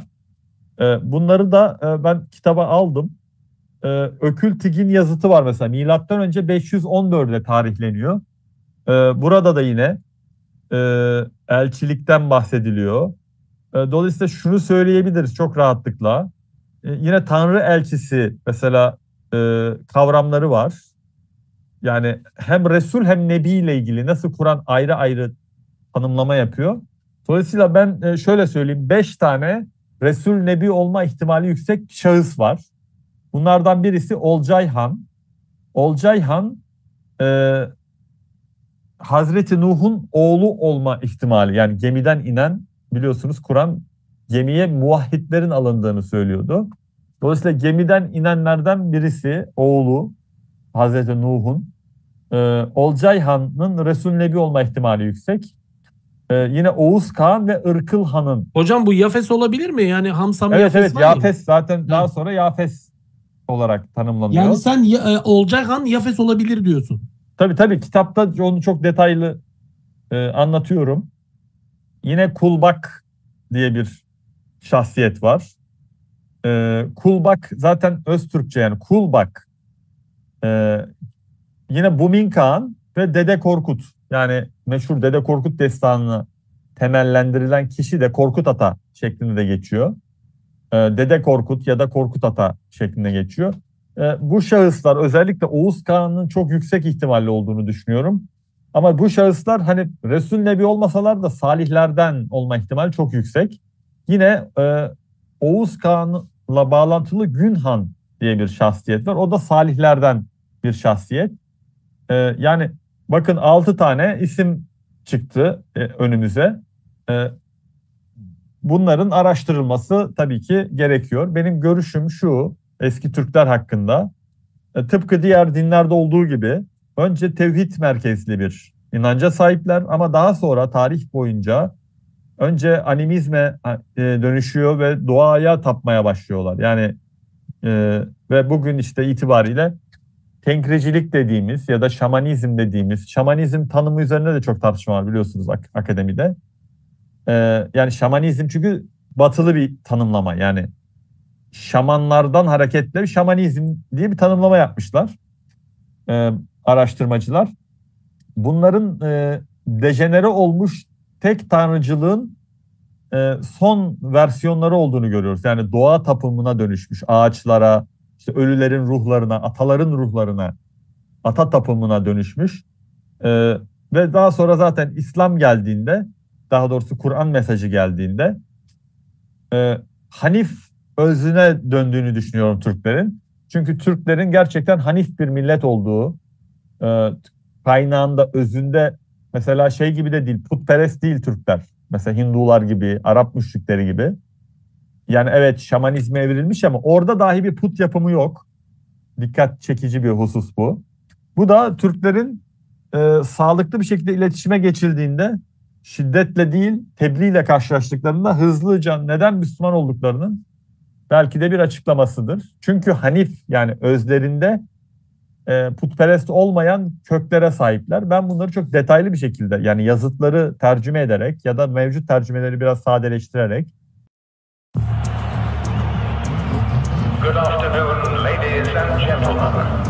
Welcome to the... Kitabımı aldım. Oradan okuyabilirsiniz. Bülent, şöyle şimdi yine birçok isim zikrettin. Bunlar arasında en yüksek ihtimali de Oğuz Kağan'a Evet. verdin. Tabii Oğuz Kağan biliyorsun Türk tarihinde, Türk kültüründe çok önemli. Kurucu Bu ata. arada şunu da belirteyim. Oğuz Kağan bize neyi veriyor? Töreyi veriyor. Töre Nuh'un yasası hocam. Yani böyle temellendiriyor. Dolayısıyla yani Olcay Han'la temellendiriyor. Dolayısıyla töre Türklere göre kutsal. Yani bakın biz hala Türkçe'de kullanıyoruz. Kutsal. Kut biliyorsunuz vahiy. Dolayısıyla kutsal yani vahiy kaynaklı bir yasa. Hatta öyle ki Cengiz Han gibi son dönem yani Türklerin artık çok daha sonraları gelişen Cengiz Han'ın yasaları dahi araştırıldığında ki bugün Moğolistan bununla övünür. Hatta bununla ilgili şey de var. Yani metinler de var şu an Moğolca'da. Okursak çok acayip örtüşmeler görürüz Kur'an'la. Yani Cengiz Han'ın siyasi kişiliğinden bağımsız olarak söylüyorum. Çünkü Cengiz Han artık son dönem. Evet. Cengiz Han'ı meşrulaştırmak ya da yaptıklarını onaylamak için söylemiyorum. Yanlış anlaşılmasın ama Evet. orada dahi yani Türk töresi Nuh Aleyhisselam'a kadar dayandırılan tıpkı Hinduizmin Manu'ya dayanması gibi. Manu Simriti. Hinduizmin de fıkıh esasları çok tahrif olmuş olmakla beraber çok tanınmaz hale gelmiş olmakla beraber köken olarak kendisini oraya dayandırması açısından söylüyorum. Büyük tufandan sonra yeniden ortaya çıkan yasa, ilahi yasa figürünü Türklerde ve Hinduizm'de çok net görüyoruz. Bu da ilginç bir bulgu. Hocam bazı İslam tarihçileri Yafes'i bahis konusu ediyorlar. Yani Tabii. Oğuz Kağan'ı Yafes'le yani Nuh'un oğluyla yani şöyle Tana yani Tevrat'taki yaratılış kitabında Nuh tufanı anlatılırken oğullarının Ham, Sam ve Yafes Evet. şeye bindiği söyleniyor. Gemiye bindiği söyleniyor. İşte Yafes, Hamdan Hami, Samdan Sami ırkı, işte yani geleneksel anlatılara göre Yafes, işte Evet. Türklerin de bu Yafes ırkı olduğu, oraya dayandığı şeklinde söylemler var. Tabii Oğuz Kağan tabii meşhur destanla kristalize oluyor. Ve bu destan aslında biraz önce senin de belirttiğin gibi, belki orayı yeniden vurgulamakta yarar var. Tamam, belki bazı yazılı metinler, yani işte Uygurca gibi, Arapça gibi, Farsça gibi kaynaklar vesilesiyle yazıya geçirilmiş olabilir, ama aslında İslam öncesi dönemin geleneksel anlatılarına dayanılarak neşr-ü nema bulması açısından çok önemli. Yaşadığı dönemi bilmiyoruz ama yani kesin olarak milattan önce diyebiliriz. Yani Şöyle diyeyim hocam. milattan önce ikinci... Evet. Buyur. Lafını kestim valla. Estağfurullah. Şöyle hocam, erken tufandan 100 yıl sonrasına işaret ediyor. Tufandan 100 yıl sonrası, yani tabii bunların hepsi takriben, yaklaşık yani. Milattan önce 2550-2400'lere denk geliyor. Anladım. Bu sanıyorum eski ayetin takvim hesabını kullanıyorsun burada. Hem eski ayet hem de belki Sümerlere de değiniriz. Sümerlerin Anladım. biliyorsunuz bir takvimi var. Bu konuda Güngör Karaoğuz Hoca'ya da buradan selam ediyorum. Çok teşekkür ediyorum. Ufkumuzu açtı. Kur'an arkeolojisi çalışmalarıyla. Çok önemli bir arkeolog ve Hititolog, eski çağ tarihçisi Evet. hocamız. Evet. Yani bu Sümer tabletlerinde tufanla ilgili bir tarihlendirmeler var. Kronoloji olarak yani çok detaylı, tabii oraya şimdi girmeyeceğim. Ama takriben milattan önce 2000, yani 100 yıl sonrası 2550-2600'lü yıllar diyebiliriz tufan için. Tamam. Milattan önce 2550'de de Yafes'in torunu olan Karahan geçmekte. Demek ki işte o tarihler yani.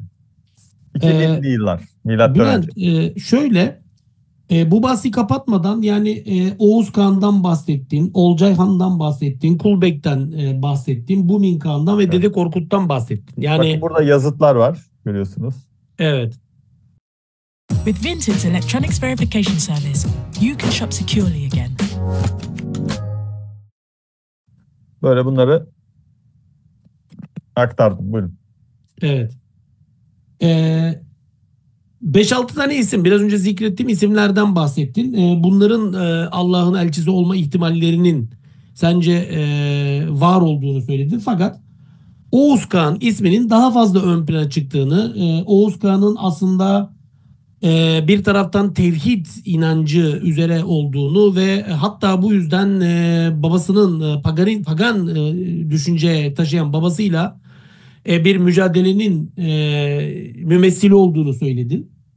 Ve onun monoteist anlayışında, yani onun tanrı anlayışında aslında bizim Kur'an'dan bildiğimiz Esma-ül Hüsna'daki, yani Allah'ın yani çok birçok paralellik olduğunu, bu derece hatta senin ifadenle artık bu kadar da olmaz dediğin birçok paralellik olduğunu ifade ettin. Son olarak yeni bir başlığa geçmeden önce, yani Oğuz Kağan'ın veya bahsettiğin Olcay Han olabilir, Kulbek olabilir, Bumin Kağan olabilir, Dede Korkut olabilir, diğer isimlerin tevhid mesajlarını ihtiva eden bir paylaşım bize yapabilir misin? Mesela Tabii.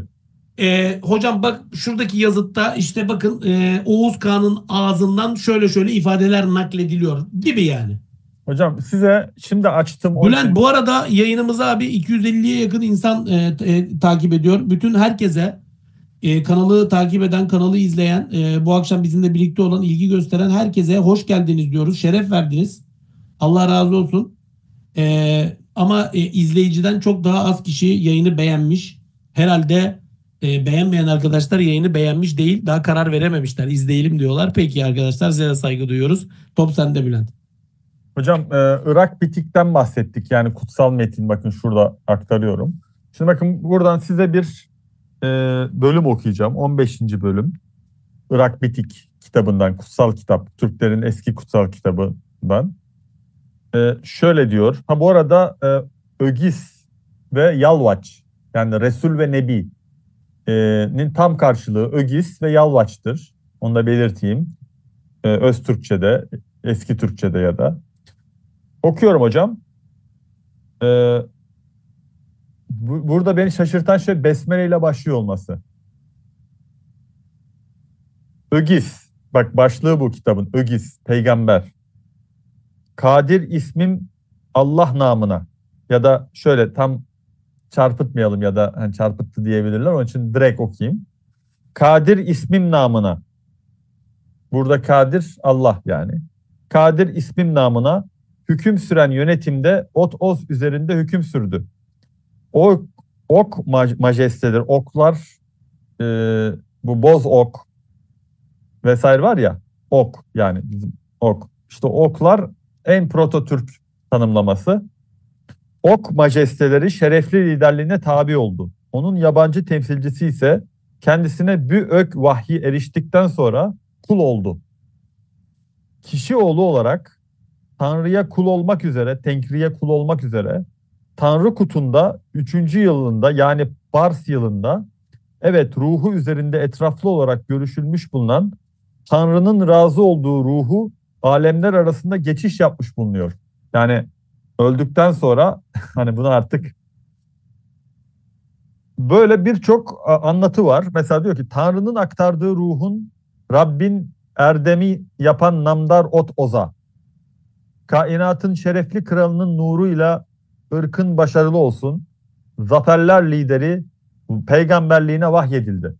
Bu doğrudan kitabın içerisindeki anlatı yani. Böyle dediğim gibi şimdi çok fazla var. İt kavramı var mesela. İt Tanrı'nın aktardığı ruh demek. Buradaki şeyleri ki bu çok ilginçtir. Bu kavramlar Korece'ye de aktarılmış. Çünkü Koreliler de aslında Türklerin akrabaları. Yani bugünkü Türk diyebileceğimiz kavimlerin. Dolayısıyla bu şunu da gerektiriyor. Acaba bu tek tanrıcı eski Türk dini ya da inançları Budizmi nasıl etkiledi? Mesela batılı bakış açısı Çin inançlarını Türklerden tamamen bağımsız olarak anlatıyor dinler tarihinde. Yani biz Çin inançlarını okuduğumuzda Türkler yok gibi bir şey. Oysa bugünkü Çin'in içlerine kadar, hani bugünkü başkent Pekin'i yakınlarına kadar Türk hakimiyeti olan saltanatlar var, yönetimler var. Dolayısıyla bu Türklerle, yani mesela Türkleri biz nereden biliyoruz? What if we offered you 25% off your first shop and free deliveries for 3 months? You'd bite our hand off, right? İşte Çin Seddi'ni yapmış Çinliler. İşte Türkler saldırmışlar. Bak yine orada da bir şey var yani. Böyle kaba saba adamlar sürekli saldırıyorlar.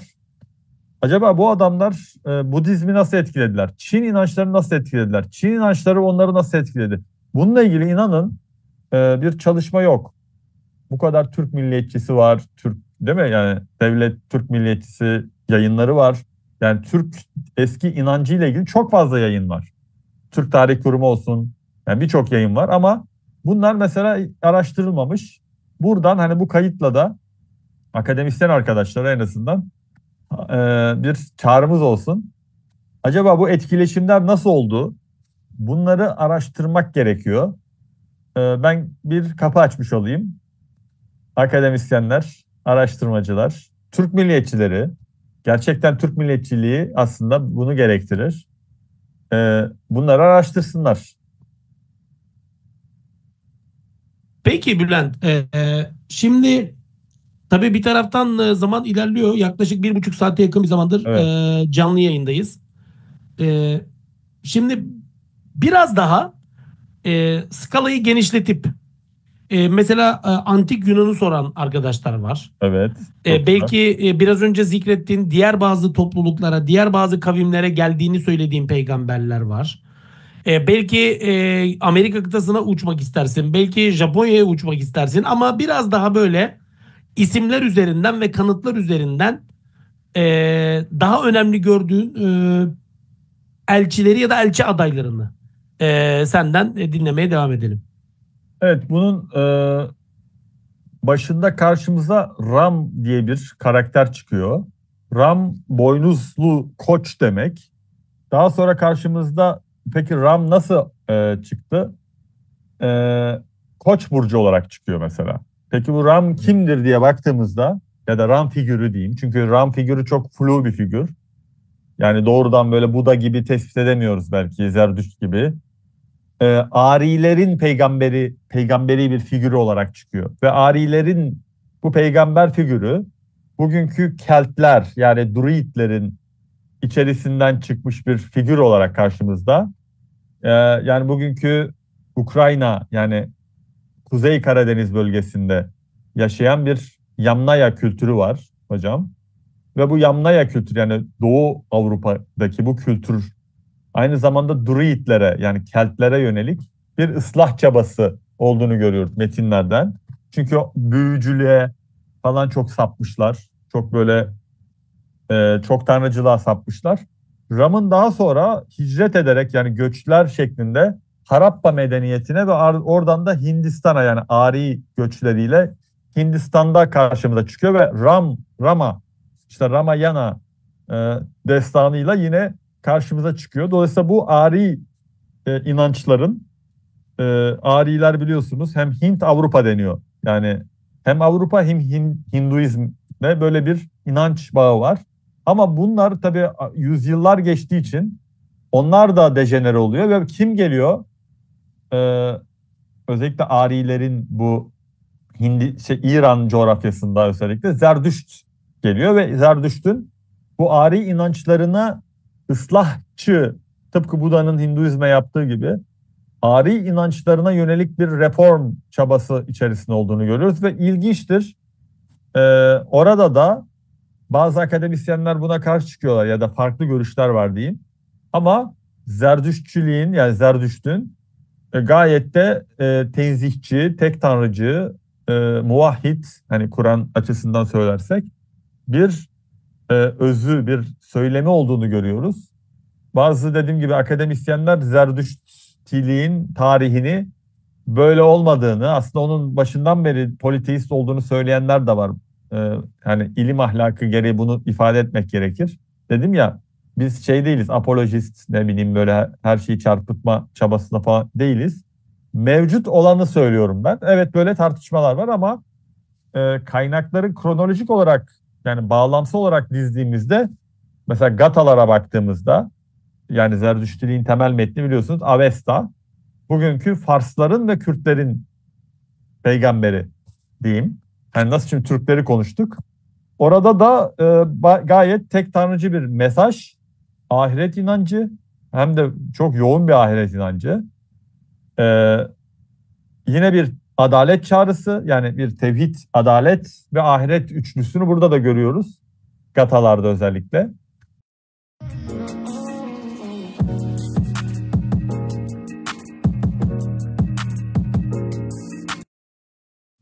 Melek inancını bir meleğin gelip Zerdüşt'e bir vahiy verdiğini ve Zerdüşt'ün bu mevcut bozulmuş olan İran'daki ve Ari inançlarına yönelik bir düzeltme çabasını görüyoruz.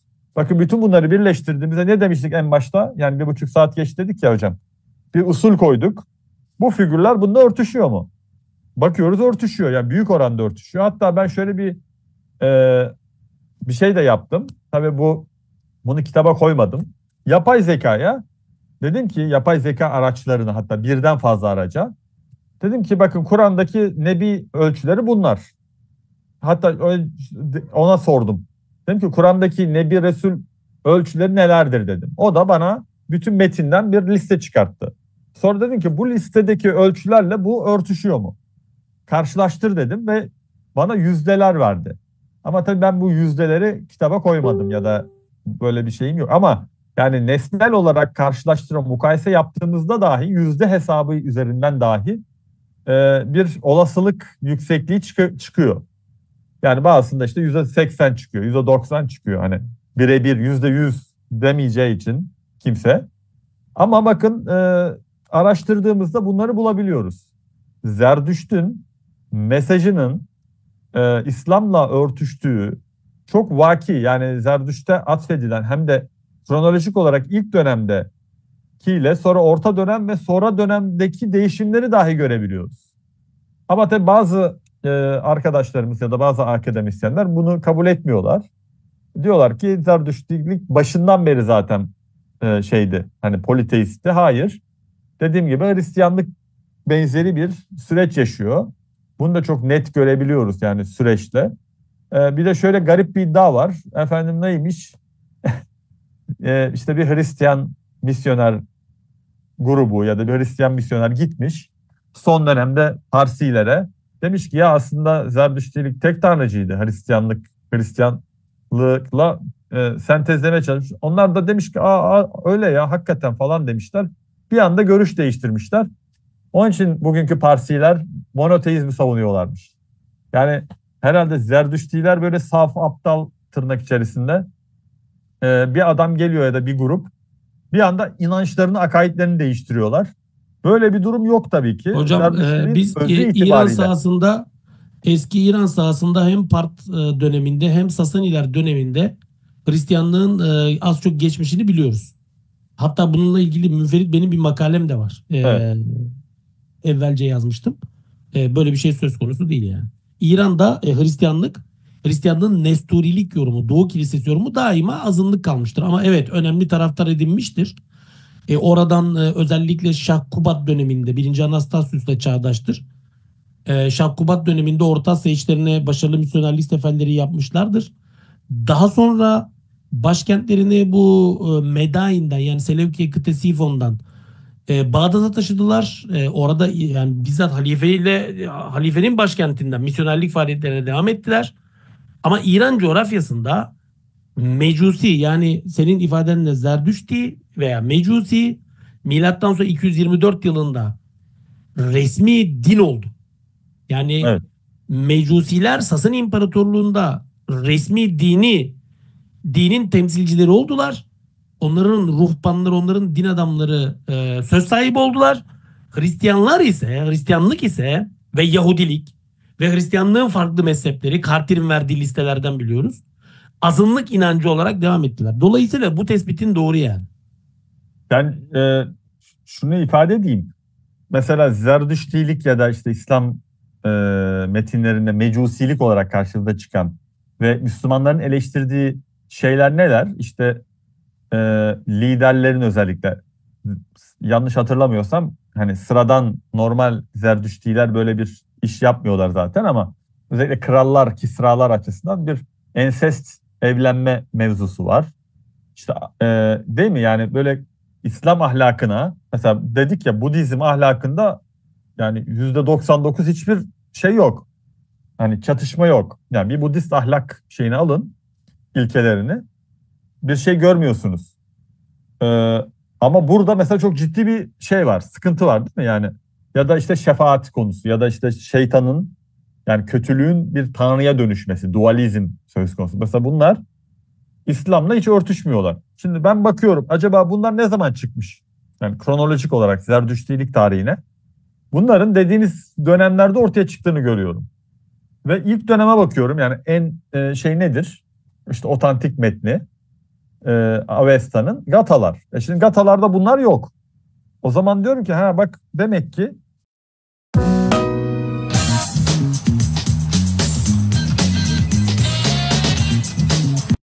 burada bir tıpkı Hristiyanlıkta olduğu gibi burada bir dejenerasyon ya da bir değişim hadi yumuşatalım. Bir değişim süreci var diyorum. Yani bakın bu örtüşüyor. Sonra Zerdüştilik'te öyle bir tenzihçilik var ki daha sonra Mutezili alimler Müslümanlar arasında ümmetin mecusileri olarak suçlanmışlar. Çünkü mecusilikte de daha doğrusu Zerdüştilikte de bir tenzih vurgusu fazlasıyla bir tenzih vurgusu var. Ve kötülük problemi konusunda da benzer İslam kelamıyla benzer tartışmalar ve görüşler söz konusu. Daha sonraki süreçte ise bu kötülük problemindeki fazla takıntılık yani bir takıntıya dönüşmesi olayın kötülüğün ayrı bir tanrısal varlık yani Tanrı'yı o kadar kötülükten tenzih ediyor ki adamlar bir süre sonra var olan kötülük dualist bir başka bir tanrıya dönüşüyor. Yani algıda. Şimdi bütün bunları birleştirdiğimizde Zerdüştiliğin gelişim sürecini ya da değişim sürecini görebiliyoruz. Modern akademide, yani son dönemki çalışmalarda, Zerdüştlük çalışmalarında şöyle bir iddia var. Onu kastediyorum hocam. İşte 1800'lü yıllarda Parsilik var, biliyorsunuz. Zerdüştiliğin bir modern yorumu ve onlar çokça tekrar Türkiye'deki, yani İslam dünyasındaki Selefiliğe ya da Kur'ancılığa benzer bir söylem, yani öze dönüşçü bir söylem. Diyorlar ki biz öz Zerdüşt'e dönelim söylemi. Dolayısıyla da tek tanrıcılığı savunuyorlar. Şimdi bu akademisyenler diyorlar ki, bazı akademik tezler diyorlar ki bak diyorlar, işte Hristiyanlıkla karşılaştılar. Hristiyanlar gitti, misyonerler, Protestan misyonerler ve Parsileri etkilediler. Parsiler de tek tanrıcı oldular diyorlar. Bu şuna benziyor, işte Protestan bir şeyin gelip Selefiliği uydurması ya da işte Kur'ancılığı çıkartmasına benziyor. Hayır kardeşim. Zaten öz kaynaklarda bu teoriler, tezler var. Yani bu kadar büyük bir topluluk, bu kadar büyük bir mezhep, yani 2 tane misyonere inanıp bütün itikadını mı değiştiriyor? Yani bu çok bence havada bir yorum.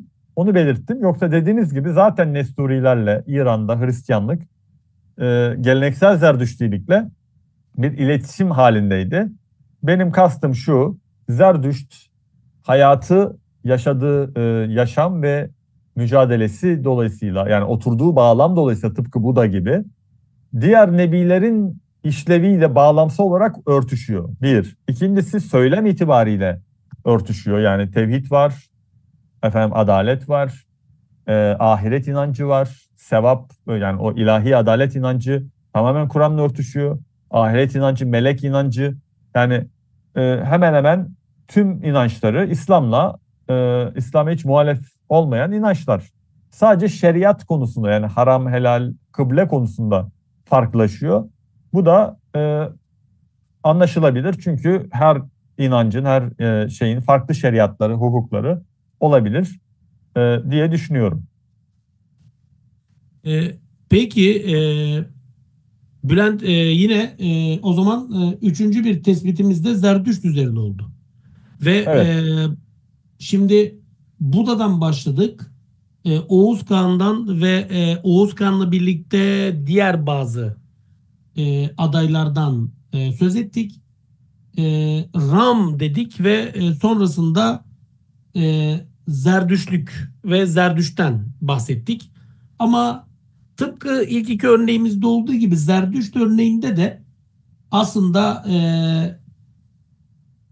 burada tevhid, adalet, ahiret, melek, vahiy, ıslah amacı, yani tevhid merkezli bir ıslah amacı ve çeşitli boyutlarıyla İslam'la özdeşleştirilebilecek paralel bir mesaj özünde içermesi gibi gerekçelerle Zerdüşt'ün bir elçi olabileceği ihtimali üzerinde duruyorsun. Fakat aynen Buda'da ya da daha sonraki belki, yani Türkler açısından o tartışmaya girmedin ama hani gök tengri inancı ne kadar uyuşuyor, ne kadar uyuşmuyor, bu ayrı bir tartışma. Buna girmeyeceğim burada, yanlış anlama. Ama en azından tıpkı Buda'nın inancında olduğu gibi Zerdüşt inancında da süreç içerisinde By now we're up to 12 months to pay. Check out this 3-pack of boys' school shirts from £9. Tevhid merkezli inançta belirli ölçülerde bir dejenerasyonun ortaya çıktığını söylüyorsun. Doğru mu anlamışım? Evet. Yani Zerdüşti dediğimiz zaten Zerdüşt'e tabi olmak demek. Zerdüştilik daha sonra mecusiliğe dönüşüyor.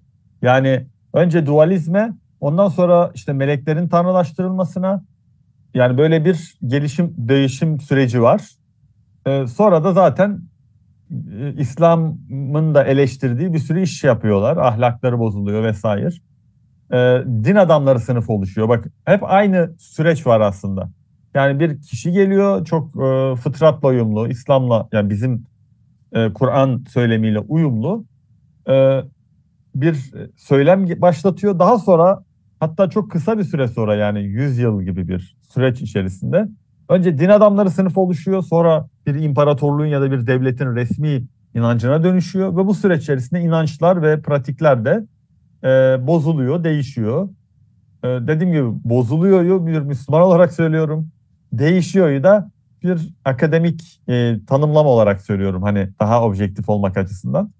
Bülent, eğer Zerdüşt ne zaman yaşadı? Milattan önce 6. yüzyıl 600'lü yıllarda. Ha. Evet. Milattan önce 6 Evet, tabii. yani 6 7. Şimdi tabii yine bu tartışmaya girmeyeceğim ama çok sordukları için arkadaşlar, bu arada 250 kişi civarında bir takipçi kitlesi bizi takip ediyor. Herkese tekrar iyi akşamlar diliyoruz. Aşağıda yorumlarda tabii ki en fazla sorulan sorulardan bir tanesi her zamanki gibi bu Zülkarneyn meselesi.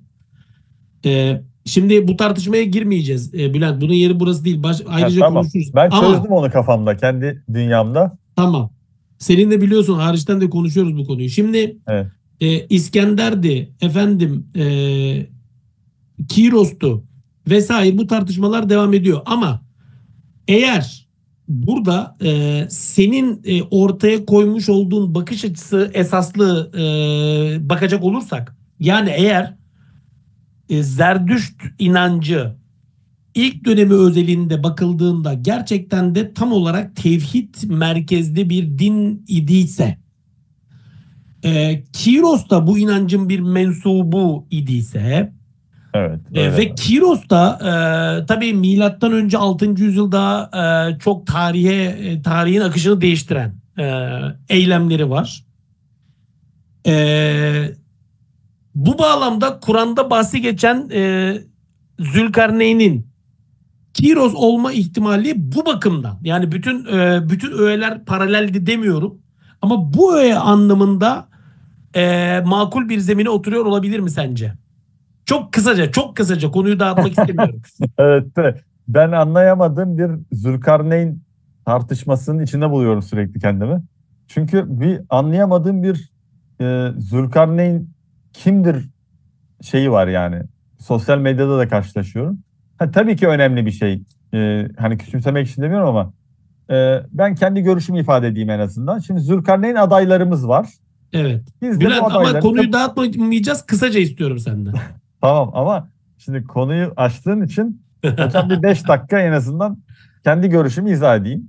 Şimdi Zülkarneyn adaylarımız var. Tıpkı dediğim gibi diğer adaylarımız olduğu gibi. Dolayısıyla mesela uzaylı gemisine bindirip Zülkarneyn'i bir uzaylıya dönüştüren insanlar da var. Hem Ergenekon destanından hareketle Zülkarneyn'i bir Türk şeyine dönüştüren insanlar da var işte vesaire. Ama bizim önemli olan Kur'an metniyle acaba Kur'an metninin anlattığı figür tarihte bir şeyle örtüşüyor mu? Budur yani esas olan. Burada Kur'an tasavvurları arasında bir fark var. Yani bazı arkadaşlarımızla anlaşamadığımız konu bu. Yani siz Kur'an'ı bir insan mahsulü Muhammed Aleyhisselam ya da birisinin yazdığı bir metin olarak görürseniz tamam, ona bir şey diyemem. O zaman oradan çırpmış, buradan almış, buraya eklemiş diyebilirsiniz. Bu da bir görüştür. Ama biz böyle görmüyoruz. Bunun için de başka bir sürü 100 tane tonla sebebimiz var. Kur'an'ın Tanrı'nın sözü olduğuna, Hazreti Muhammed'in en azından yazamayacağına ya da bir grup insanın dahi o çağda yazamayacağına dair yine rasyonel bir sürü delilimiz var. Ama neyse, oraya girmeyelim. Şimdi bakalım ne yapmış Kur'an? Kur'an aslında mitik anlatımla İskender'e yamanan ama aslında Kiros'a ait olan bir hikayeyi otantik olarak gerçek anlamıyla bize tekrar anlatmış. Bu İskender anlatısını, daha doğrusu Zülkarneyn anlatısının Kur'an açısından yönü bu. Neyi kastediyorum? Şimdi mitik anlatım diye bir şey var. Vintage's new electronics category means tech is new again, and you can save again. Zafer Hocam, siz de biliyorsunuz. Ben bu madem kendimiz hep bunun içinde buluyoruz, ben de işin içine girdim, bu kadar tartışmaların falan. Bir müstakil bununla ilgili kitap yazma fikri doğdu bende. İnşallah seneye de çok detaylı bir şekilde onu konuşuruz. Ama özet olarak şunu söyleyeyim. Şimdi Büyük Kiros dönemin en büyük imparatoru. İskender'den de büyük bir imparator. Bunu nereden biliyoruz? Çünkü İskender kendisini ona yamıyor. Yamadan kastım ne? Yani ona öykünüyor. Daha doğrusu yama yanlış bir ifade. Büyük İskender kendisi büyüklüğünün ispatı olarak kendisini Büyük Kiros'a atfediyor. Ona öykünüyor. Tıpkı Fatih Sultan Mehmet'in 3. Roma kendisini Kayser olarak yani Roma'ya atfetmesi gibi. Yani bu imparatorlarda genellikle olan bir şeydir ki bugün de Amerika Birleşik Devletleri işte Pax Americana diyor. Kendisini nereye atfediyor? Pax Ottomana'ya, Osmanlı'ya. Yani kendinden önceki en büyük imparatorluğa atfederek kendisinin artık dünyada var olduğunu meşruiyet olarak zeminine oturtuyor. Şimdi Büyük İskender de aslında bunu yapmış. Ne yapmış? Bizzat kendi emriyle Kiros'a ait ne kadar anlatı varsa kendisine atfederek hatta yazdırmış. Daha sonra ne olmuş? İskender'den sonra bu anlatı işte İskender romans şeklinde popüler bir anlatıya dönüşmüş. Daha sonra ne olmuş? Bakın şekilden şekile girmiş. Daha sonra da işte Neshana metnine dönüşmüş. Dolayısıyla burada bir mitik anlatı aktarımı söz konusu. Yani mitik aktarım söz konusu. Kur'an ne yapıyor? Muhteşem bir şey yapıyor aslında. Kur'an'ın icazından bir örnek bu aslında. Kur'an doğrudan onun tevhidçi ve adil bir hükümdar olduğunu ifade ederek ve doğrudan Kitab-ı Mukaddes'e yani Daniel ve Ezra kitabına atıf yaparak Kiros'a tekrar yani o özelliklerin Kiros'ta olduğunu ifade ediyor. Dolayısıyla Zülkarneyn'in Kiros olma ihtimali tarihsel olarak çok yüksek. Çünkü hem tevhidçi bir kral hem çoğulcu bir kral. Mesela Marduk'tan bahseden bir silindir var. Biliyorsunuz Büyük Kiros silindiri. Dolayısıyla bu soruyu soranlar aslında kutsal kitap metnindeki kişiyi soruyorlar. Kutsal kitap metnine gidip baktığımızda bu kişinin bir Pers imparatoru olduğunu anlıyoruz. Daniel'de, şeyde de Ezra'da da açıkça Kiros olduğunu görüyoruz. Dolayısıyla hem Cross o metin okuma açısından baktığımızda kutsal metin yani kutsal kitapla Kur'an arasındaki atıf yani Kur'an'ın bizzat kendisinin yaptığı atıf doğrudan Kiros'a gidiyor. Hem de tarihsel anlatı açısından mitik aktarımlara baktığımızda biz bunu tespit edebiliyoruz bugün itibariyle. İskender'e atfedilen aslında anlatının Kiros'un anlatısının İskender'e öykünme uyarlaması olduğunu görüyoruz. Dolayısıyla bunları çok daha detaylı bir şekilde ben inşallah bir senin o zaman görüşün biraz Kiros'a doğru yazacağız. Tabii ki yani tamam. %90. Tamam. Ben, başka arkadaşlar gibi 2 kere 2 eşittir 4'tür demiyorum. Ama büyük olasılıkla öyledir yani. Tamam. Şimdi sorular var. Arkadaşlar soracağım. Özellikle süper teşekkür ediyoruz arkadaşlar. Diğer bazı sorular var. Gökhan Sağlam teşekkür ediyoruz. Sorunu yönelteceğim Bülent'e. Cihan kardeşimin sorusu var yönelteceğim. Fakat şimdi yayını bölmemek adına şöyle diyelim. Başka adayların neler? Mesela Antik Yunan'dan başlayabiliriz. İnkaları, Mayaları sormuşlar, Aztekleri. Daha geniş bir skalada adaylarını duymak isteriz Bülent. Tabii. Yani tek tek gidelim isterseniz. Evet. Eski Yunan'dan başlayalım. Şöyle hemen açayım. Zerdüşt'ü konuştuk. Evet yani mesela Eski Yunan'ı açalım. 191. sayfa. Böyle taze taze geldi kitap. Ondan. Bu arada bu kitapta anlattığımız anlatılar dersler şeklinde biz hepsi yok ama büyük bir kısmı var. Üsküdar Düşünce Atölyesi'nde yapmıştık. Onların kayıtları Küresel Dinler Tarihi serisi olarak benim YouTube kanalımda var. İsteyenler oradan.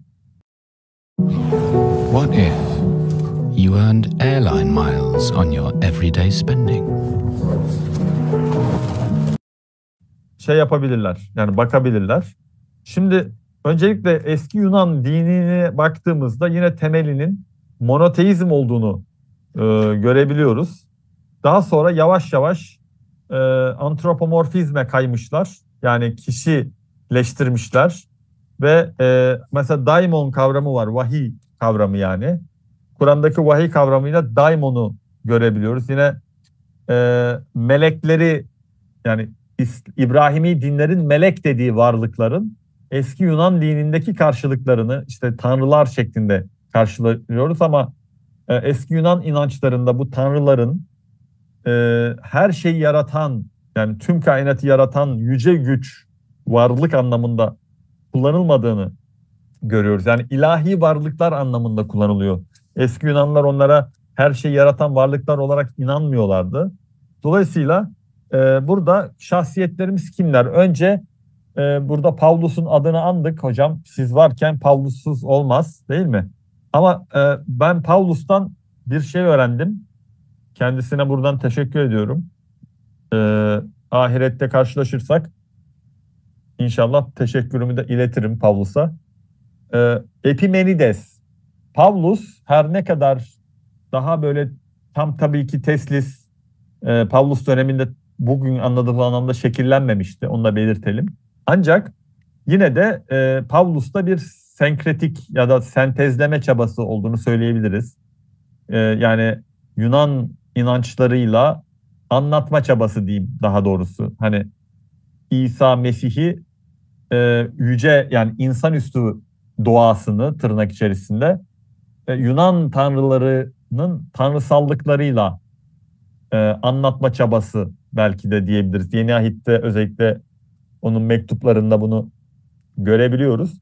İşte bu şeyle giderken biliyorsunuz Yunanistan'da, yani bugünkü Yunanistan'da bazı vaazları var Pavlus'un.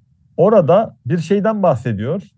Diyor ki Epimenides'i hatırlatıyor Yunanlılara bu vaazında, bir vaazında. Ve Epimenides'in bilinmeyen bir tanrıya, yani akıl ötesi, tanımlanamayacak, bu anlamda onların antropomorfik tanrı tasavvurlarının ötesinde bir tanrıya tapıldığına dair, Epimenides'in de bu tanrıyı vaaz ettiğine dair bir atıf yapıyor. Kendisi de eski Yunan döneminde yaşadığı için Pavlus'un, biz buradan bir ipucu alabiliyoruz. O zaman Epimenides kimdir diye biraz karıştırmaya başlayınca, biraz kazımaya başlayınca gerçekten Epimenides'in, ki M.Ö. 7. yüzyılda yaşamış kendisi ve 6. yüzyılın başlarında da vefat etmiş. Epimenides'in Girit'te yaşadığı ve Atina'da büyük bir veba, yanlış hatırlamıyorsam bir veba, kolera gibi büyük bir salgın olduğunda onu çağırıyorlar. Diyorlar ki bu mübarek bir adamdır. Bilinmeyen bir tanrıya şey yapıyor, ibadet ediyor. Gelsin bizi kurtarsın diyorlar. O da bilinmeyen tanrıya kurbanlar kestiriyor şeyde. Böyle kurban kestiriyor. Yani Atina'daki bunun bir lanet olduğu, Allah'ın gazabı olduğu tırnak içerisinde olduğunu söylüyor onlara ve bu gerçekten bu kurbanlar olunca bu şey lanet kalkıyor. Yani bu hastalıktan kurtuluyorlar. Böyle bir anlatı var eski Yunan'da. Dolayısıyla Epimenides'in mesela başka bir anlatısı var. Çok ilginç. Biraz Ashab-ı Kehf'e benzeyen bir anlatı bu. Yatıyor, uyuyor. 40 yıl sonra uyanıyor. 57 yaşında falan. Bir bakıyor ki işte insanlar değişmiş falan. Böyle bir anlatı var. Hala da Epimenides'in uyuduğu mağara diye Atina civarında ya da Girit'teydi yanlış hatırlamıyorsam bir şey var. Dolayısıyla Epimenides'in Nebi Resul olma ihtimali yüksek. Yani anlatılara baktığımızda ne demiştik ilk başta? Bu figür acaba buna uyuyor mu? Yani örtüşüyor mu? Yine karşımıza Pisagor çıkıyor. Pisagor üzerinde çok fazla tartışma var. Ama Pisagor'un da peki Bülent, evet. Çok özür diliyorum. Pisagor'a geçmeden önce mesela Epimenides yani bilinmeyen bir tanrıya inanıyor ve bu tanrıya kurban sunulmasını istiyor. Tamam, o kurbanların sunulması birlikte cezalandırma, salgın bitiyor. Peki bu tanrının, yani Epimenides'in mesela monoteist çizgiyi temsil ettiğine dair elimizde nasıl metinler var? Ya da bu tanrının Kur'an'ın bahsettiği tanrı olduğuna ya da olabileceğine dair nereden bir çıkarımda bulunabiliyoruz? Agnostos Theos tam Yunancası. bilinmeyen tanrı. Şeyi de belirteyim. Elçilerin İşleri 17-23. Good afternoon, ladies and gentlemen. Welcome to the Hilfiger Race. A race Orada geçiyor Epimenides. Yine Titus 1'e 12-14'te Yeni Ahit'te şöyle demiş Titus, Epimenides'e atıf yaparak. Epimenides de Titus milattan sonra 63'te biliyorsunuz kaleme aldı. Kendilerinden biri, öz peygamberlerinden biri şöyle demiştir. Giritliler hep yalancıdır. Ve meşhur biliyorsunuz Epimenides paradoksu var felsefede. Oraya atıf yapıyor. Kendilerinden biri, öz peygamberlerinden biri şöyle demiştir. Propetos geçiyor burada biliyorsunuz Yunanca'da peygamber. Şu denebilir yani Propetos Nebi Resulü tam karşılamaz denebilir. Belirteyim yani vaaz veren, dini vaaz veren diye de tercüme edilebilir. Yani Yunanca'da kahin gibi bir anlamı da var ama Evet. sonuçta monoteist dinlerde profetes tabii ki peygamber Evet. anlamına geliyor. Elçi. Giritliler hep yalancıdır, azgın canavarlar, tembel oburlardır. Bu tanıklık doğrudur. Şimdi burada tabii mesela Solon'un hayatından ben alıntı yapmışım, Plutarkos'un. Gökten inmiş bir bilgeliğe sahip biri olarak biliniyordu diyor Epimenides için Solon. Yine bilinmeyen tanrı, yani burada çok geniş anlatıyorum da mesela şöyle diyor bakın. Epimenides'e atfedilen bir metin var. Kritika isimli metin. Senin için bir mezar yaptılar Zeus. Ey kutsal ve yüce olan. Yani Zeus'un insan olmadığını söylüyor Epimenides. Giritliler her zaman yalancıdır. Bakın gördük mü felsefe tarihinde sadece paradoks olarak geçen yani seküler bir metinmiş gibi geçen bir anlatının bağlamına baktığımızda çok dini bir konudan bahsettiğini görüyoruz. Yani aslında burada Giritler yalancıdır derken şunu kastediyor bakın. Senin için bir mezar yaptılar ey kutsal ve yüce olan. Giritliler her zaman yalancılar, kötü hayvanlar, boş karınlar. Ama sen ölmedin. Sonsuza dek yaşıyorsun ve yaşayacaksın. Çünkü sende yaşıyoruz, hareket ediyoruz ve varlığımıza sahibiz. Şimdi bu anlatı aslında Epimenides'in Tanrı'nın insan olmadığı, aşkın olduğu ve insanların hay sıfatıyla insanları yaşattığına dair bir anlatı. Yani dediğim gibi kitapta daha detay veriyorum. Dolayısıyla Epimenides'in böyle bir kişi olduğunu görüyoruz. Hani dediğim gibi burada eski Yunan'da çok fazla elimizde metin yok. Yani daha sonra metinler çok sonraları yazılmış metinler. Biz satır aralarından bir şeyler buluyoruz. Bunu da belirteyim. Yani eski Yunan yani Platon gibi vesaire birçok isimde aslında çok sonraları kaleme alınmış metinlerle bize ulaşan kimseler. Yine başka bir özellik Sokrates. Sokrates'te çok daha bariz bir husus var. Yani Sokrates vahiy alırken bayağı bildiğimiz hani vahyin şeylerini gösteriyor. Bir anda böyle düşüyor, esirme alıyor. Sonra anlattığı şeyler mesela yine yani birçok metinden ben alıntıladım. Şimdi dediğim gibi program olduğu için böyle ayaküstü konuşuyoruz. Dediğim gibi kitapta detayları var. Yani peygamber sıfatını hak eden sanırım eski Yunan'daki en önemli figür, yani Epimenides'ten daha da net bir figür, Sokrates'tir. Yine başka bir figür kim olabilir? Stoa felsefesinin ya da daha doğrusu bize felsefe olarak anlatılan Stoacılığın kurucusu olan Kıbrıslı Zenon. Mesela Kıbrıslı Zenon'da da Nebi Resul özellikleriyle örtüşen çokça metin görüyoruz. Onu da buradan hayırla, rahmetle yad edelim. Allah rahmet eylesin. Selam üzerine olsun Kıbrıslı Zenon'un. Parmenides var yine. Parmenides'in de dediğim gibi ilk başta ne dedik? Yani ya Resul Nebi olma ihtimali yüksek ya da Resul ve Nebi olmasa dahi salihlerden, fıtratına sadıklardan, şahitlerden, sıddıklardan. Mesela Stoa felsefesine bakıyoruz. Yani Stoa ahlakı ki bu günlerde çok meşhur oldu, yani popülerleşti de aynı zamanda. Stoacılık Türkiye'de ve dünyada yani seküler bir ahlak arayışının getirdiği bir şey bu. Aslında seküler ahlak arayışının özünde de yine dini ahlak var. Bunu da buradan görüyoruz. Yani dediğim gibi karşılaştırdığımızda çok net anlıyoruz bunu. Looking to buy a gaming PC? Then you need to visit CyberPower PC. We'll help you with the best spec at a price you'll love. Evet hocam, başka var mı sorunuz?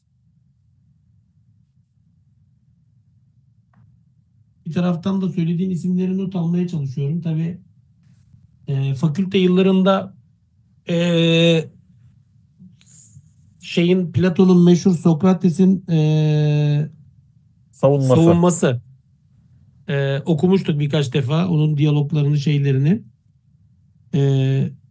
Tabii orada Sokrates'in hani dini anlamda bir uyumsuzluk göstermesi ve bu yüzden suçlanması tabii hafızamda, hatırımda. Ama tabii Antik Yunan da çok karışık bir dünya. Evet. Senin söylediğin gibi. Yani argümanları tabii okumak lazım. Yani ortaya koyduğun argümanları okumak lazım. Ama Epimenides'ten Sokrates'e kadar, böyle Zenon'a kadar geniş bir yelpazede zikrettiğin isimler en azından hepimizin hafızasında yer etti. Yine Çin hocam, Çin'de var mesela. Çin medeniyetinin kurucusu mesela. Fu Xi. Mesela Fu Xi çok net söyleyebilirim yani. %80 oranında, %90 hani yüzde vermek gerekirse. Yine Huang Di, Sarı İmparator deniyor. Yine hem anlattıkları, söyledikleri çok bariz. Mesela Çin medeniyetinin kutsal kitabı, Şiirler kitabı var. Şiirler kitabında ilahi inanç, tek tanrıcılık, yüce tanrıcılık özellikle kavramların aynı eski Türklerde olduğu gibi örtüştüğünü görüyoruz. Çin medeniyetini bu konuda çok görebiliyoruz. İşte daha çok Confucius tanınıyor. Ben kitapta Confucius peygamber olabilir mi? Bunu tartıştım. En zorlandığım şey Şintoizm, yani Japonya. Çünkü Japonya'ya ait kaynaklar elimizde Kojiki diye bir kitapları var Japonların. Ama çok geç dönemde yazılmış bir kitap. Orada dahi böyle özü itibariyle böyle Hristiyanlıkta olan bir teslis şeyi var ya, baba oğul kutsal ruh tarzı, böyle ilk yaratılışla ilgili bir anlatı var. Orada da yine tek bir tanrı var, ilk yaratıcı. Sonra 2'ye 3'e bölünüyor falan. Yani biraz baktığımızda uzaktan da olsa, flu da olsa bir yüce tanrı, her şeyi yaratan bir tanrı olduğunu görüyoruz ama gerçekten Şintoizm bayağı bir zor olmuş. Hocam bu Fu Xi'ye Çin'de %80, %90 Allah'ın elçisidir diyorsun. Bu çok ilginç geldi bana. Yani ilginç yani bu istatistik paylaşma ilginç geldi. Acaba argümanın nedir? Nereye dayandırıyorsun? Yani şeyine baktığımızda, anlatılarına, inançlarına ve Çin medeniyetini kuran adam bu arada. Onu da belirtelim, Fu Xi'nin. Artık telaffuz Çince bilen arkadaşlar bağışlasın. Bu kadar Çincemiz. Yine Mozi var hocam. Mesela Türkiye'de çok tanınmıyor Mozi. Şöyle göstereyim. Mozi. Mozi bayağı Müslüman ya hocam, Mozi. Allah rahmet eylesin. Bakın, yani şöyle söyleyeyim size. Mozi Üstad Mozi çok güzel ifade etti. Milattan önce 470'te doğmuş ve 391'de vefat etmiş. Şimdi onun 10 temel doktrinini okuyorum hocam. Sizi güldürdüm ama Allah da yok şeye gülüyorum. Güldürsün. Yani şuna güldüm, ben diyorsun ya hocam, bayağı bildiğim Müslüman, yani Allah rahmet eylesin dedi. Evet, bakın çok büyük etki yapmış yani Çin medeniyetinde milattan önce 400'lü yıllarda. Bakın, Mohist etik ve politikası nedir? 1. Tanrı'nın rızasına göre yaşamak. İlk madde. 2. Bakın bunları ben dediğim gibi Çin metinlerinden çevirdim. Yani şey değil. Hani benim kurgum falan değil. 1. Tanrı'nın rızasına göre yaşamak. 2. Değerlileri teşvik etmek. 3. Doğru tanımlama. 4. Evrensel sevgi. 5. Saldırganlığı kınamak. 6. İsraf etmemek. 7. Cenazelerde ölçülülük. Ölüleri putlaştırmamak. 8. Atalara saygı. Anne babaya saygı yani. 9. Müziğe dalmamak. This year, the true story of a broadband customer who wrestled with destiny, triumphed over the giants of cyber. Kendini çok kaybetmemek müzikte. 10. Kaderciliği reddetmek. Daha ne istiyoruz hocam? İşte adam onun için diyorum Müslüman yani. Bayağı bu etik yani Mozist etik ıslah hareketi Çin'de o dönemki bozulmalara karşı çıkmış. Şimdi bu kişi nebi de olabilir. Dediğim gibi Allah'tan vahiy alarak bunları da iletmiş olabilir. Fıtrat dininden dolayı da bunu söylemiş olabilir. Yani salih bir insan da olabilir. Onun için illa böyle Hazreti Musa gibi, Hazreti Muhammed gibi birisi olmasına da gerek yok bir kişinin. Onu başta onun için belirttim. Çünkü Kur'an bize Nisa 69'da böyle bir model çiziyor. Ama dediğim gibi diğer işte melek, vahiy alma tecrübeleri vesaire varsa o zaman ihtimal yükseliyor. Onu belirtmek için ifade ettim. Seni de güldürdük. Allah hepimizi inşallah ahirette de güldürür. Amin. Hocam son olarak bir de Kızılderilileri soran var veya Amerika kıtası işte İnka, Maya, Aztek falan oralardan bir şey var mı?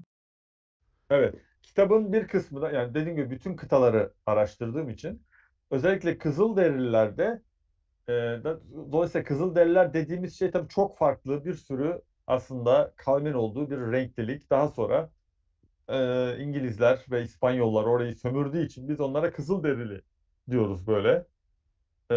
Onun için çok farklı aslında kavimler vardı orada. Burada da yine yüce bir tanrı inanışı, bir melekten vahiy alan insanlarla karşılaşıyoruz. Kitapta burayla ilgili de mesela Beyaz Buffalo hikayesi var. Beyaz Buffalo bir kadın şeklinde gözüken, biliyorsunuz meleklerin kadın figürleri vardır Orta Doğu'da da. Hatta onun için müşrikler bir süre sonra Allah'ın kızları demeye başlamışlardır. Benzeri imgeleri şeyde de görüyoruz. Kuzey Amerika'da yani mesela beni en çok şaşırtan şey Eskimolar olarak bilinen Inuitler'de yani Kuzey Kutbu halklarında beni en çok şaşırtan unsur oydu. Yani Kuzey Kutup halkları Kızılderililerin artık en kuzeydeki çeşitleri diyeyim. İşte bunlar ne var? Alaska'da, bugünkü Kanada'nın kuzeyinde yaşayan halklar. Onlarda mesela tufan anlatısı, Adem kıssası, Nuh kıssası, bir meleğin gelip insanları uyarması, bir helak öncesi birkaç elçinin insanları uyarıp kurtarması gibi birçok anlatı var. Yani en ummadığınız yerden değil mi yani ne alakası var Kuzey Kutbu? Hani bunlar çok daha cahildir tırnak içerisinde falan. Dediğiniz yerden çok daha İslam'la uyumlu mesajlarla karşılaşabiliyorsunuz. Hemen çapraz okuma üzerinden akademik itirazlar gelebilir diye söylüyorum. Bazı itirazlar var. Diyorlar ki işte bunlar Hristiyan misyonerler tarafından şey yapılmıştır, etkilenmişlerdir. Ama biz şunu tespit edebiliyoruz. Hristiyanlık öncesi anlatıları da söz konusu. Bir. İkincisi madem Hristiyanlardan etkilendiler diye soruyor. Diğer görüş yani benim katıldığım görüş. O zaman neden hiç Trinity, Teslis, İsa Mesih falan, Meryem gibi figürler yok. Yani onları dönüştürülmüş figürler yok da böyle çok pür, tek tanrıcı hatta figürler var. Yani daha böyle İslam ve Yahudilik tarzı bir şey var. Halbuki oraya Müslümanlar gitmedi, Yahudiler de gitmedi. Nereden biliyorlar yani bu adamlar bunları diye soranlar da var. Onu da belirteyim. Güney Amerika'ya indiğimizde ya da Mezoamerika'ya indiğimizde ise şunu görüyoruz. Özellikle Olmekler ve Mayalarda çok ciddi bir İslam'la örtüşen metinler söz konusu ama elimizdeki metinler 1500 milattan sonra 1500'lü yıllara dayanan Popol Vuh gibi metinler olduğu için, yani son dönem metinleri olduğu için biz önceki dönemi çok okuyamıyoruz. Ama Popol Vuh'ta dahi, yani Popol Vuh malumunuz Mayaların kutsal kitabı olarak kabul ediliyor. Türkçe'de de sanırım 2 tane tercümesi var. Oralarda dahi işte Adem kıssası, efendim yani İbrahimi inançlarla örtüşen birçok simge, imge vesaire var. Peygamber olasılığı çok yüksek olan isimler var. Onları ben kitapta anlattım. Hatta isimlerini istiyorsa, çok merak ediyorsa arkadaşlar hemen söyleyeyim bir saniye. Biraz telaffuzları zor. Onun için buradan açayım. Evet. Bakın mesela yine şeyde melek inancı var. Burada en çok bozulmuş olan Aztekler. Aztekler gerçekten iflah, yani çok dejenere olmuşlar. Evet, mesela peygamber Bokika var. Bochika. Yine Güney Amerika'da Hanan Pacha, Kai Pacha, Uku Pacha şeklinde ifade edilen kişiler var. Tabii dediğim gibi Güney Amerika yine geniş bir coğrafya, yani böyle küçük bir yerden bahsetmiyoruz. Yine Viroçoça. Mesela Viroçoça en ünlü peygamberlerden, en büyük peygamberlerden. Viroçoça'yı yine Kukulkan öğretmen ve mesaj getiren en önemli peygamberlerden. Yine başka bir peygamber With Vinted's electronics verification service, you can shop securely again.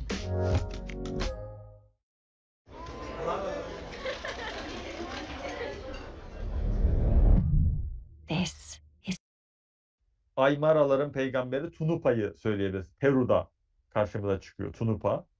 Bu isimleri ve daha birçoğunu okuyabilirsiniz. Kitapta çünkü çok daha detaylı anlatıyorum. Yine Quetzalcoatl isimli, daha sonra tüylü yılan şeklinde ilahlaştırılan, Hazreti İsa gibi ilahlaştırılan bir figür var. Onu da, yani Quetzalcoatl'ı özellikle araştırmalarını tavsiye ederim. Viroçoça'yı, yani İnka medeniyetinin peygamberi diyebiliriz kendisine. Viroçoça da çok önemli Güney Amerika açısından. Yine Afrika belki sorulabilir. Afrika'da da yine iki tür mesajın orada karşılaşıyoruz. Bir, Afrika'nın yerel vahiy alan peygamberleri tek tanrıcı peygamberler olduğunu, yüce tanrıcı peygamberler olduğunu görüyoruz. Özellikle Masailerde, yani Kenya'da bu inancı karşılaşıyoruz. Onun için Masailerin çok hızlı Müslüman olduğuna şahit oluyoruz. Onu da belirteyim. Yani bizzat saha bilgisi bu. Masailere Kur'an mesajı ulaştığında, biz zaten hani benzer şeylere inanıyoruz deyip Müslüman olan birçok Masai var. Bir de İsrailoğullarının bir kavminin Hazreti Süleyman sonrası Güney Afrika'ya göç ettiğini öğreniyoruz. Diyorum ya, kitap çok böyle renkli bir kitap. Çok çeşit şeyler var. Bir de hocam Güney Afrika'da bir inanç sistemi var. Peygamberleri var. Tek bacaklı peygamber diyorlar. Tek bacak. Yüce tek bacak. Ya da sabit, ayağı sabit olan gibi bir anlamı var. O da yine melekten vahiy alan tek tanrıcı bir Zulu dini. Zuluların dini. Bunu da kitapta bulabilirsiniz. Detayları orada görebilirsiniz. Bir de beni çok etkileyen başka bir husus var. Belki sorarsınız. Ama Tabii evet, ki. buyurun. Buyur Bülent, dinliyoruz. Hocam Myanmar var ya, Myanmar. Evet. Güneydoğu Asya. Evet. Burada hocam halklar bir kutsal kitaplarının olduğuna ama daha sonra bunun kaybettiklerine inanıyorlar. Yüce Tanrı'nın onlara bir kitap verdiğine ama kitaplarının ataları tarafından kaybolduğuna inanıyorlar. Dolayısıyla kendilerine ulaşan misyonerlere ve Müslümanlara bu kitabı soruyorlar. Böyle bir şeyle karşılaştım. Çok ilginçti o. Yani Hristiyanlar diyorlar ki işte bizde İncil var. Adamlar soruyorlar yani bu bizim kaybettiğimiz kitap mı? Buradan yola çıkarak araştırdığımızda çok yüzyıllar öncesinde böyle bir kitapları olduğunu ama kitaplarını kaybettiklerini görüyoruz. Bu da beni çok etkilemişti. Çok ilginç bir şey. Yani bugünkü Myanmar, Tayland'da böyle bir inanç var. Hatta bu sebeple Hristiyan olan yani misyonerlik bunun üzerinden işlemiş gruplarda var. Enkültürasyon diyorsun. Evet. Adamlar onu hiç kaçırmamış tabii Tabii misyonerler. o fırsatı kaçırmaz. Bülent, şimdi abi çok teşekkür ediyoruz. Çok güzel bir sunum oldu. Geniş bir çerçevede birçok isim zikrettik. Son bir soru sormak istiyorum. Sonra izleyicilerden gelen bazı soruları sana yöneltmek istiyoruz. Benim son sorum şöyle olsun. Bütün bu isimlerin içerisinde yani burada neredeyse 7 kıtayı saydık. Birçok milletten, antik topluluklardan, kavimlerden bahis açtık. Pek çok isim zikrettik. Sence yani belki bu çok zor bir soru olacak ama bana bütün bu isimler içerisinde Kur'an'da zikredilmeyen 3 tane veya 5 tane isim say desem. En yüksek peygamber olma olasılığı en yüksek gördüğün. Kur'an'da zikredilmiyor ama ben bu çalışmada mesela Fushi için %90, %80, %90 gibi bir oran verdin. Sana göre yapmış olduğun çalışmadan sende oluşan intiba, sende oluşan hissiyat anlamında bana 3 tane veya 4 tane veya 5 tane isim söyle desem. Ya bence bunlar çok çok büyük bir ihtimalle peygamberdir. Evet ötekiler ihtimaldir ama bunlar çok büyük. Kimleri söylersin? 1. Oğuz Kağan, 2. Buda, 3. Zerdüşt. 4. Fushi. Fushi. Evet. Yine bakıyorum, hatırlamaya çalışıyorum. Çünkü çok fazla dediğim gibi yani kitap 500 sayfa. Yani çok kalın bir şey olduğu için. What if you had AI-powered defenses along with a dedicated team helping protect your... Tekrar dönüp bakıyorum. Evet, şey mesela var. Viroçoça mesela. Viroçoça diyebilirim. Güney Amerika'da. Bir daha kodlar mısın? Kodlayarak söyler misin? Vira Jocha. Viroçoça. Tamam. Evet arkadaşlar yani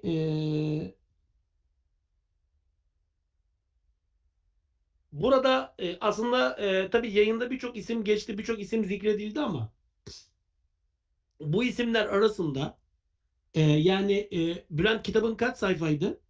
500 sayfa. Evet arkadaşlar 500 sayfalık bir kitap yazmış Bülent. Elbette elinden birçok metin geçmiştir. Birçok eseri okudu. Onda oluşan hissiyat özellikle Kur'an'da zikredilmeyen ve ama bizim programımızda burada bahsi geçen isimlerden Bülent'teki hissiyat bence programın belki en önemli kısımlarından biri bu olabilir. Oğuz Kağan'ın, Buda'nın, Zerdüşt'ün, Fushi'nin ve Vira Koça'nın çok çok büyük bir ihtimalle peygamber olduğu yönünde bir kanaate sahip Bülent. Arkadaşlar Bülent'in kitabı Kimaş Yayınları'ndan bugün çıktı. Hali hazırda kitap yurdunda satışta. Kitabı arkadaşlar sipariş verebilirsiniz. Merak eden, dileyen arkadaşlar bu bahsettiğimiz hani tadımlık ama 500 sayfalık detay teferruat ihtiva eden geniş bir kaynakçıya sahip önemli görsellerle de süslenmiş, bezenmiş bu kitabı sipariş edebilirler. Diyerek Şimdi biraz da tabii Agah'tan da yardım isteyeceğim ama benim elimde birkaç tane soru var. İlginç çıkartmıştım. Agah sen de sormak istediğin sorular varsa not aldığın veya chat'i kontrol ederek Bülent'e yöneltebiliriz. Tabii Bülent'ten de saatin de 12.30 yaklaştı ama hali hazırda 230 kişi de bizi izliyor. Kısa kısa cevap alabilirsek Bülent'ciğim. Yani hafta Tabii. sonu olsa belki daha yayın uzatırdık ama yarın birçokları işe Tabii. gidecek.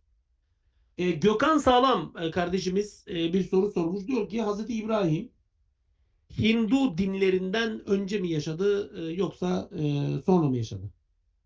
Güzel soru. Şimdi Hazreti İbrahim, daha doğrusu ben kitapta şimdi Hinduizm ya da Hint alt kıtası çok geniş bir şey olduğu için ben aslında biraz şöyle ucundan geçtim. Çünkü aslında Hint peygamberleri ya da Hindistan peygamberleri müstakil bir çalışma. Yani muhtemelen ileride herhalde öyle bir kitapta yazarız ölmezsek, nasip olursa. Allah'ın izniyle diyelim. İnşallah. Çünkü Hint peygamber yani Krishna diye bir figür var mesela. Yani Hindistan ve Hinduizm dediğim gibi çok geniş bir şey. Üstad Hamidullah, Muhammed Hamidullah Vedalarla İbrahim'in suhufları ve Hazreti İbrahim'le Brahma, Hazreti İbrahim'in eşi Sara'yla Brahma'nın eşi Sarasvati arasında böyle bir şey yapıyor, paralellik kuruyor ve diyor ki aslında Brahmanizmin kökeni Hazreti İbrahim'in Hint alt kıtasına gelip orada tebliğ yapmasıydı. İbrahim'in suhufları da aslında Vedalardır gibi bir üst başlık atıyor ama altını tabii merhum doldurmamış. Böyle bir şeyi var, görüşü var. Bunu savunan Pakistanlı, Hindistanlı, Müslüman bazı araştırmacılar da var benim kitaplığımda. Yani Hazreti İbrahim kaynaklı bir şey olduğu aslında Brahmanizmin. Yani sadece kelime isim benzerliğinden değil, detay içerik olarak da. Vedalar dediğimiz şey de ki Rig Veda yakınlarda Türkçe'ye çevrildi. Şöyle bir şey, arkam şurada bir yerde duruyor. Vedalar ise böyle devasa bir külliyat. Dolayısıyla bunların böyle İslami bir bakış açısıyla, yani demin bahsettiğim perspektifle doğru bir çeviriyle ya da doğru bir kavramsal perspektifle okunması gerekir. Yani bunlar da işte dinler tarihçilerimizin, araştırmacıların üzerine düşen işler. Hani bir kişinin altından çıkacağı işler değil. E, Dolayısıyla bu konuda bir net bir şey söyleyemiyorum ama böyle bir Hindu bir araştırmacı da gördüm. Hatta İngilizce bir web sitesi de var. Yani arada böyle aşırı benzerlikler olduğunu savunup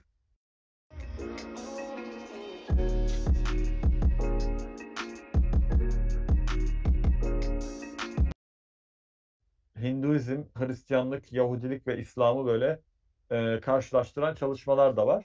Ama mümkündür. Hazreti İbrahim çünkü Hint alt kıtası e, böyle çok uzak bir kıta değil. Bir de ben Hindistan'a gittiğimde, Hindistan seyahatimde bunu bizzat gördüm. Mesaj filminde izlediğiniz, Siyar'da okuduğumuz, Kur'an'da okuduğumuz bu Arap müşrikliğinin çok daha sistematik hali Hindistan'da yaşıyor. Yani İslam'ın Mekke'de kovduğu, orada yıktığı paganizm aslında Hindistan kültüründe devam ediyor. Yani aynı tanrılara tapıyorlar. Hatta Abdülhamit Birişik'in bir kitabı vardı, orada bahsediyordu. Yani Hindu tapınakları Mekke'de, Mekke tapınakları işte Mekke'deki ve bölgedeki pagan şeyler Hindistan'da devam ediyor. Lat, Menat, Uzza vesaire gibi. Şimdi dolayısıyla isimleri farklı. Dolayısıyla böyle bir şey var. Evet, yani hem bozulmuş hali hem öz haliyle Hint alt kıtasıyla bağlantı kurabiliriz. Ama dediğim gibi bunun detaylı bir şekilde incelenmesi, araştırılması gerekiyor diyeyim. Peki, teşekkür ediyorum. Cihan kardeşim Ankara'dan soruyor. Bu arada arkadaşlar diğer bazı arkadaşlar bana yazmışlar yine chatte. Hocam Ankara'ya gelin. Ankara'da yayın yapın, program yapın falan. Arkadaşlar Ankara'ya her yıl hemen hemen 2 defa 3 defa geliyoruz konferanslara, etkinliklere. Her türlü organizasyona davet eden her yere gitmeye çalışıyoruz elimizden geldiğince. Şimdi şu önümüzdeki 2-3 aylık zaman dilimi içerisinde önce bir Diyarbakır, Mardin civarında Diyarbakır'a, Mardin'e geleceğimizi söyleyelim. Diyarbakır'da ve Mardin'de organizasyonlar olacak. Afyonkarahisar'a geleceğiz. Afyonkarahisar'da organizasyonlar olacak. İstanbul'a zaten sürekli geliyorum arkadaşlar. Orada organizasyonlar olacak.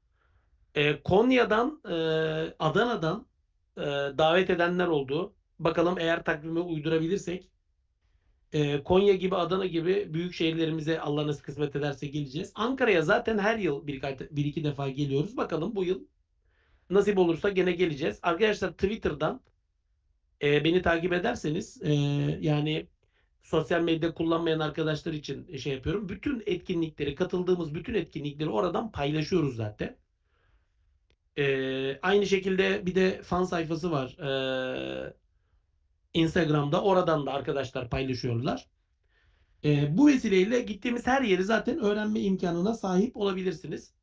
Ayrıca arkadaşlar YouTube'da yine bilen arkadaşlar biliyor, bilmeyenler ya da bizi ilk defa izleyenler olabilir veya daha önce ihmal etmiş olanlar olabilir. YouTube kanalımız da oldukça aktif. Hemen hemen her gün ya da gün aşırı elimizden geldiğince video yüklemeye çalışıyoruz. Evet, teknik olarak belki bazı şeylerimiz, yani ben bir YouTuber değilim, yani çok iyi bir stüdyo ortamım yok, çok iyi bir mikrofonum, çok iyi bir kameram olmayabilir ama gene de idare edebileceğiniz kadar şartlarda yani yeni aldığım mikrofonu bile aktive edemedik bak. Yani gittim özel mikrofon aldım. Onu bile 3 gündür bizim Fatih Ergenekon'la hatta bu akşam bile onunla beraberdik. Yani yok, olmuyor. Yani teknolojiden anlamıyorum yani arkadaşlar. Onun için elimizden geldiğince bir şeyler yapmaya çalışıyoruz. O yüzden arkadaşlar YouTube kanalımızı takip etmeye hepinizi davet ediyorum. Özellikle önümüzdeki hafta Allah nasip kısmet ederse Arabistan'da olacağız. Suudi Arabistan'da Mekke, Medine gibi yerlerden ilginç videolar, ilginç paylaşımlar olabilir YouTube kanalımızda. Hepinizi kanala artık üye olmaya, abone olmaya, ne olabiliyorsanız onu olmaya davet ediyoruz. Bu bağlamda Ankara'dan Cihan kardeşimin sorusu var. Cihan kardeşime de selamlar. Hocam diyor, Tin suresinin 1. ve 2. ayeti Buda'ya işaret ediyor olabilir mi diyor Bülent. Çünkü bu da diyor incir ağacının altında bir aydınlanma yaşıyor diyor. Senin görüşlerini soruyorlar. Bunu söyleyen müfessirler var. Ben Buda'dan bahsederken değinmiştim buna. Yani Zülkıfil ve Tin'in Buda'ya atıf olduğu, yani oraya bir işaret olduğuna dair görüşler İslam tefsir tarihinde müfessirler arasında var. Yani kesin ya da çok güçlü bir argüman değil bu. Ama bu böyle görüşler yani söz konusu. Neden? Çünkü Budistler bu şeyde çokça aslında İslam dünyasını ziyaret etmişler heyetler halinde. Hatta Beytül Hikme'ye gelip daha sonra kurumsallaşan Buda akidesini, Budizm dininin argümanlarını sıralamışlar. Ve tartışmalar da yaşanmış Abbasiler döneminde. Onun için yani Budizm çok böyle uzak bir şey değildir. Hatta dediğim gibi Türkçe metinler de var bu konuyla ilgili. Yani Budistlerle işte Müslümanlar arasındaki diyalog ve iletişim konusunda. Bazı müfessirler de Buda'yı peygamber olarak görmüşler zaten. Ve bundan dolayı da bu tarz böyle bir bağlantılandırma çabası ya da bir atıf olduğu görüşü mevcut. Tin suresinde de böyle bir şey olabilir. Çünkü Kur'an'ın teşbihi bir dili var. Nasıl ki İsa'ya, Musa'ya atıflar yapıyor böyle sembolik kavramlar üzerinden. İncil üzerinden de böyle bir kavramsal şey yapmış oluyor. Çünkü incir gerçekten Buda'yı simgeliyor. Peki eski Türklerin domuz eti yememesi gibi bir Evet. durum var mı ve bunu nasıl Var. yorumluyorsunuz? İşte töreye göre domuz yasak, kısas var. Yani Kur'an'daki birçok hükümle örtüşüyor. Töre daha sonra yani Osmanlı'ya kadar hatta yani töre hukuku İslam hukukunun, Kur'an hukukunun yanında paralel bir hukuk olarak devam etmiş zaten. Yani içtihadi bir alan olarak öyle söyleyeyim. İslam hukukunun içerisinde biliyorsunuz örf de delildir. İşte o örf yani maruf örf Türklerde töre olduğu için ve töreyi de aslında Türkler kutsal olarak gördü. Yani vahiy kaynaklı gördüğü için o Hanif köklerini devam ettirmişler. Peki Agah, Agah kenardan Bart Ehrman izliyor diye şey yapanlar oluyor. Bilmiyorum, kenardan Bart Ehrman mı izliyorsun yoksa bizi mi izlemeye devam ediyorsun? Hayır, Hatta hayır, asla. biraz da senden sorular alalım. Yani varsa sormak istediğin Agah'cığım. Hocam Samuel Hekimoğlu ile alakalı bir soru vardı, bulabilirsen.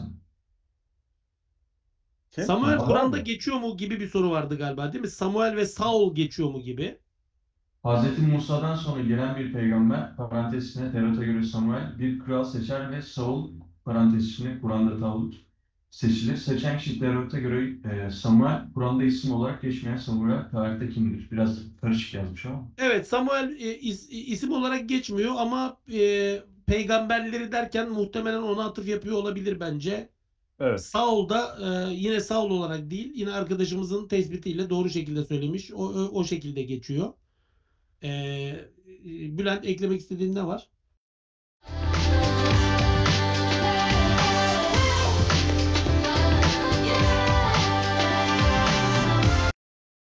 Şöyle Kur'an'ın anlatmadığı aslında o da şeye giriyor ama dediğim gibi kitabın artık ansiklopediye dönüşeceği için oraya girmedim ben.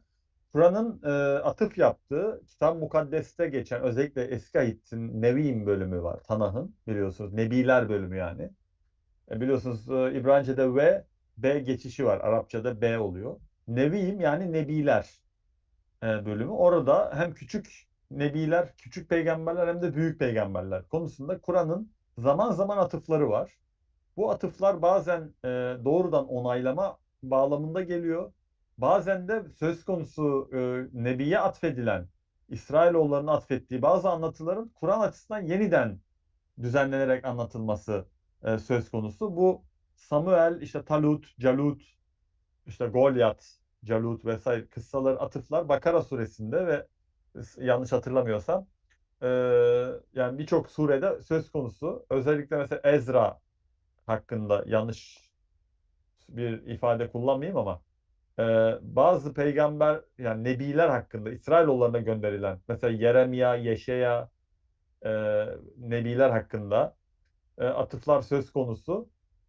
Yeşaya, Yeremya metinleri okuduğumuzda Kur'an'daki nebi figürüyle çok örtüşüyor. Zaten bazılarını doğrudan alıyor Kur'an. Örneğin Eyüp peygamber gibi, Yunus peygamber gibi biliyorsunuz eski ahitte Eyüp ve Yunus'la ilgili müstakil kitapçıklar var. Kitap bölümleri var. Kur'an bazılarını isim vererek bazılarında isim vermeden atıf yapıyor. Yanlış. Hezekiel peygambere atıf var. Bu 100 yıl öldürülüp kaldırılıp bak bakalım eşeğin kemiklerine diye Bakara'da bahsedilen bir pasaj var mesela. Bu tarz Kur'an'da ismi geçmeyen ama eski ahitte ismi geçen bazı nebilere atıf söz konusu. Evet, teşekkür ederiz. Agah, sendeyiz gene. Başka güzel soru.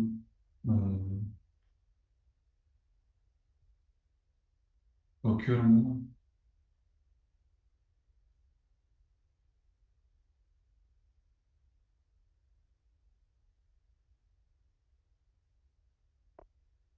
Resul ve Nebi arasındaki fark sorulmuş. Doktor Hakan Ertok. Evet yani şöyle gelenekte aslında Resul ve Nebi arasında yani İslam geleneğinde, Müslümanların geleneğinde diyeyim daha doğrusu. Çünkü İslam geleneği ilk bilinçli insanlardan başlar. Ama Müslümanların geleneği Kur'an sonrası Müslümanların oluşturduğu gelenektir. Müslümanların geleneğinde Resul ve Nebi kavramları arasında farklı görüşler ortaya çıkmış. Mesela en kabul gören ve maalesef kanaatimce yanlış olan şöyle bir anlayış var. İşte şeriatı olanlar Resul, şeriatı yani hukuku olmayanlar küçük peygamber, Nebi. Yanlış bir şey çıkarım olmazsa bu kanaatimce Yahudilerden Müslümanlara geçmiş bir anlayış. Çünkü Kitap-ı Mukaddes'te böyle bir şey var, ayrım var. Yani Nebiler böyle daha şeriatsız gibi duruyor. Ama Kur'an'da bunun karşılığını bulamıyoruz. Çünkü Kur'an Nebi yani geleneğin Nebi dediği insanlara da Resul diyor. Dolayısıyla ben şöyle düşünüyorum. Kur'an'dan hareketle söylüyorum bunu. bir kişinin mantıksal olarak Resul olması için Nebi olması gerekir. Çünkü Resul olduğunu nereden bilecek? Allah'la iletişim kurması gerekiyor. Zaten Nebi de Allah'la iletişim kuran, ondan haber alan kişi demek. Bu bağlamda bir kişinin Allah'la iletişim kurması açısından Nebidir. Dolayısıyla o Nebi'nin insanlarla iletişim kurması, yani o iletişim kurduğu bilgiyi insanlara aktarması açısından da Resul'dür. Bu açıdan her Resul Nebi'dir, her Nebi de Resul'dür. Yani bir kişinin iki farklı sıfatıdır aslında Resullük ve Nebilik diye düşünüyorum. Dolayısıyla bunu da dediğim gibi şahsi bir yorumum değil. Kur'an'daki ayetler bize bunu gösteriyor. Yani geleneğin Nebi dediği ama Resul değil dediği kişilerin hemen hemen hepsi için Kur'an Resul diyor. Özellikle Meryem suresinde ve Saffat suresinde. Dolayısıyla bu gelenekte baskın olan görüşün Yahudilik etkisiyle oluştuğunu ya da oradan geçtiğini söyleyebiliriz. Öyle küçük peygamber, büyük peygamber, hatta şöyle bir şey uydurulmuş sonra. İşte ümmetimin alimleri İsrailoğullarının nebileri gibidir falan diye ya da nebilerinin üstündür gibi. Öyle bir şey yok. Allah'ın seçtiği kişi nebidir. With Vinted's new electronics category, you can save with peace of mind again and again. Shop pre-owned electronics. O nebi risaletle, yani aldığı bilgiyi insanlara aktardığı için de Resul'dür. Dolayısıyla her nebi Resul'dür, her Resul nebidir. Yoksa bu kavram kargaşası dolayısıyla bu baskın görüşü tersine çeviriyorlar. Ve sonra da diyor ki adam ben nebi değilim ama Resulüm demeye başlayan öyle tipler de çıkıyor tarihte. Onun için kavramları doğru, Kur'an merkezinde, Kur'an çerçevesinde kullanmak gerekir. Evet. Umut Var'a buradan selam gönderiyorum. Şurada şeyini gördüm. Umut bizim çok sevdiğimiz bir öğrencimiz idi. Şimdi artık meslektaşımız. Mardin'de uzun yıllar beraber çalıştık. Şimdi Amsterdam Üniversitesi'nde. Çok güzel. Çok kıymetli eserleriyle, çalışmalarıyla temayüz ediyor. Hatta Süryani kaynaklarında Türkler diye bir kitabı da var ama bakayım. Bende de işte böyle bir huy vardır. Yani bir kitabı baktık mı hemen bulamayız. Hocam hep öyle olur. Kitabı ararsınız bulamazsınız. Sonra bir bakarsınız oradaymış. Aynen. Hep, bak burada bir tanesi burada. Süryani kaynaklarında Türkler. Yani Süryani yazılı tarih yazıcılığında Türkler. Çok çok kıymetli. Bunun hatta sağ olsun bu da Timaş Yayınları'ndan çıktı. Kitabın arka kapak yazısını da ben yazmıştım. Çok çok önemli bir çalışma. Çok kıymetli bir çalışma arkadaşlar. Özellikle Türk tarihine meraklı arkadaşlar. Türkiye'de bu bir numunedir. Yani bu... Evet, çok özgün bir konu yani. Tabii. Süryani Tarih Yazıcılığında Türkler kitabını yaparım. Tavsiye ediyorum. Umut diyor ki hocam diyor artık bir Avrupa çıkartması bekliyoruz. İnşallah Allah nasip kısmet ederse bakacağız. Umut'a çok selamlar. Hollanda'ya çok selamlar. Umut öpüyorum kardeşim. Allah'a emanet.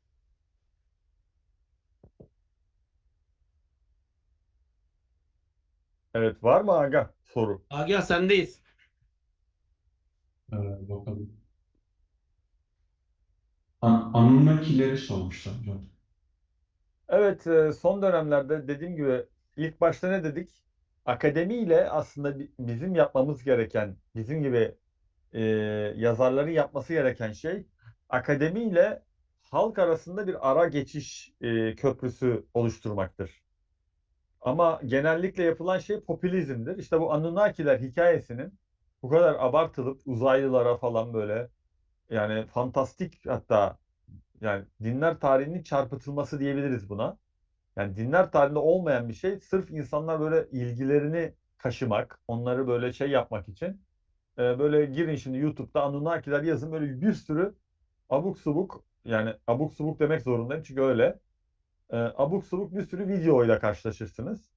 Bu böyle Zekeriya Sitchin, Eric von Daniken gibi böyle uçuk popülist yazarların bu ne diyorlar hocam? Pulp Fiction mı diyorlar? Ucuz roman. Yani çok satıyor çerez. Bir vakitte şey vardı Aga. Sen yaşın tutmuyor, bilmezsin. Kur'an'ın şifresi hikayesi vardı. Böyle Ömer Çelakıl bilmem, böyle bir sürü adam vardı yani. İşte ne diyordu? 2006 yılında dünyaya göktaşı çarpacak falan diyordu. Şimdi 2025'teyiz. O arkadaş hala geziyor etrafta. Yani insan en azından çıkar bir özür diler değil mi? Yok yani kitap böyle 50 baskı yaptı, 100 baskı yaptı neredeyse. Parayı çarptı gitti arkadaş. Şimdi öyle bir popülizm dalgası var. Bu Anunnakiler hikayesi de hala tutan bir popülist şey. Anunnakiler belki melek olarak algılanabilecek yani İbrahimi inançlar açısından bir unsur, Sümerler'de özellikle karşımıza çıkan bir unsur. Ama böyle bugünkü arkadaşların uydurduğu şekilde, abarttığı şekilde bir uzaylılar vesaire varlıklar değiller. Bunu belirtelim. Anunnakileri biraz da şeytani amaçlar için de kullanılıyor. Yani şeytana tapma, cinlere tapma konusunda özellikle meleklere tapma. Yani seküler böyle çevrelerde bir şey ihtiyacı var. Metamak deniyor buna. Meta magazin, metafizik magazin.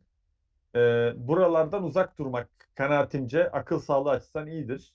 Dinler tarihinin sahte bilim versiyonu ya da dinler tarihinin çarpıtılmış şekli diyebiliriz. Bu Anunnakiler piyasasını. Evet, Hocam çok en doğrusu bu. Anunnakiler piyasası hocam bu. evet, teşekkür ederiz. Şimdi Edis Çanakçı, Edis kardeşimize de selam buradan gönderiyoruz. İyi Aleykümselam. Beşiktaşlıdır Edis. Cengiz Ünder'i bugün Fenerbahçe'den transfer ettiler. İnşallah hayırlısı olur. İnşallah başarılı olsun. Artı iyi entelektüeldir. Yani kitap kültürü Evet, geniştir. evet. Edis hocama selam ediyoruz. Evet, şimdi demiş ki 2021'de diyor bir kitap çıktı. Peygamber Balam'ın kitabı. Mayaların kutsal bir kitabıdır diyor. Evet. Kolomb öncesi bir kitap. Bunu da burada antiparantez olarak eklemiş olalım. Hocam kitabı sipariş verenler var. Kitabı sipariş vermişler. Hocam bekliyoruz. Agah bıyığını kes diyenler, yakışmamış diyenler var. Agah o sana şey yapmış.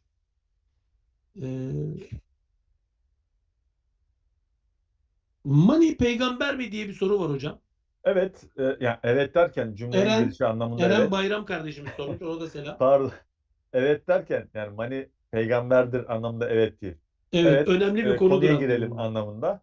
Şimdi eğer dediğin gibi köşe başında hani popülizm derdinde olsak hani Mani'ye de peygamber dememiz gerekir ama ilk başta koyduğumuz kriterler vardı usul anlamında değil mi?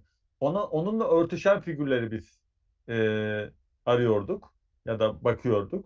Mani mesela bu kriterlerle örtüşmüyor. Neden? Çünkü Mani'ye atfedilen en azından elimizdeki çünkü maniheist metinler yoğun bir şekilde elimizde. Evet. Mitraizmin devamı diyebilir aslında maniheizme. Hocam gösterecek şimdi güzel bir kitap. Evet, evet. Çok önemli bir metin. Mesela bunu Bülent, bu okuduğumuzda Mehmet Alıcı, Profesör Doktor Mehmet Alıcı benim hem çok yakın dostumdur, arkadaşımdır hem de çok iyi bir akademisyendir. evet. Biliyorum hocam. E, İzlemiştim programınızı. tabii İran üzerine çalışır ve Işığın Elçisi Mani ve Gnostik düşüncesi bakın O kitabı da okudum. divandan çıkmış. Tabii. Evet, o kitabı okumuştum. Bir de maniheist kutsal metinlerini toplayan bir kitap var. O da Türkçe'de var, tercüme edildi. Bu her iki metni okuduğumuzda Mani'nin bir sahte peygamber olduğu. Tıpkı Maniheist Gnostik Yaşamın Şifreleri. Yine Mehmet Alıcı'nın. evet. Mehmet Alıcı Hoca'yı zaten öneriyorum arkadaşlar mutlaka. Tabii şöyle söylenebilir yani neye göre sahte diyorsun? Yani sahte ifadesi nedir?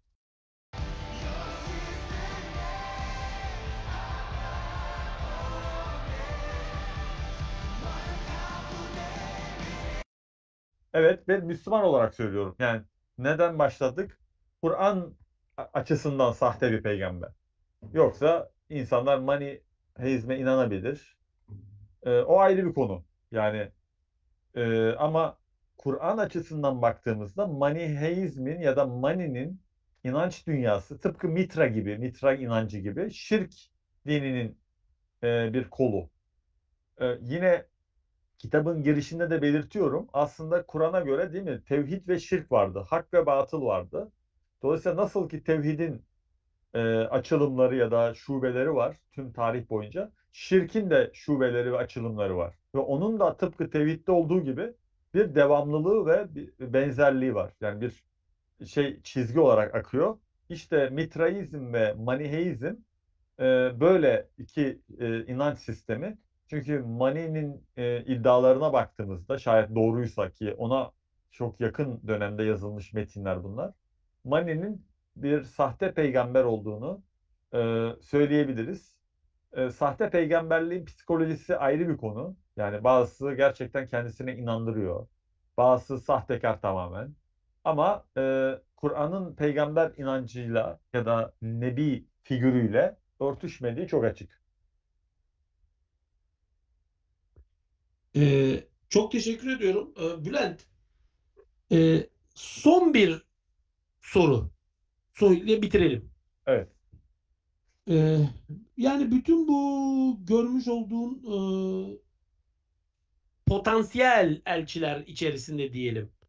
Son peygambere atıfta bulunan Serdar Kuloğlu kardeşimiz sormuş. Bence de güzel sormuş. İyi bir soru sormuş. Evet.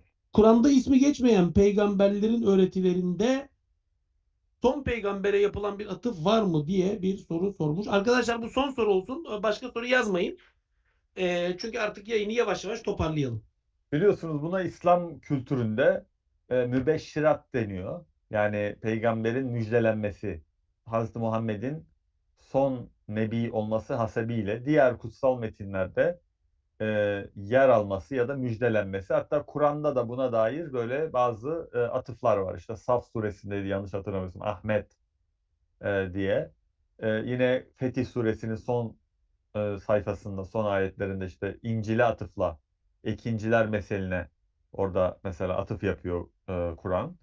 Yani İsa Mesih'in selam üzerine olsun. İşte Hazreti Muhammed'i ve arkadaşlarına haber verdiği ne dair orada bir en azından sıfatlarını, özelliklerini belirttiği bir atıf var Kur'an'da.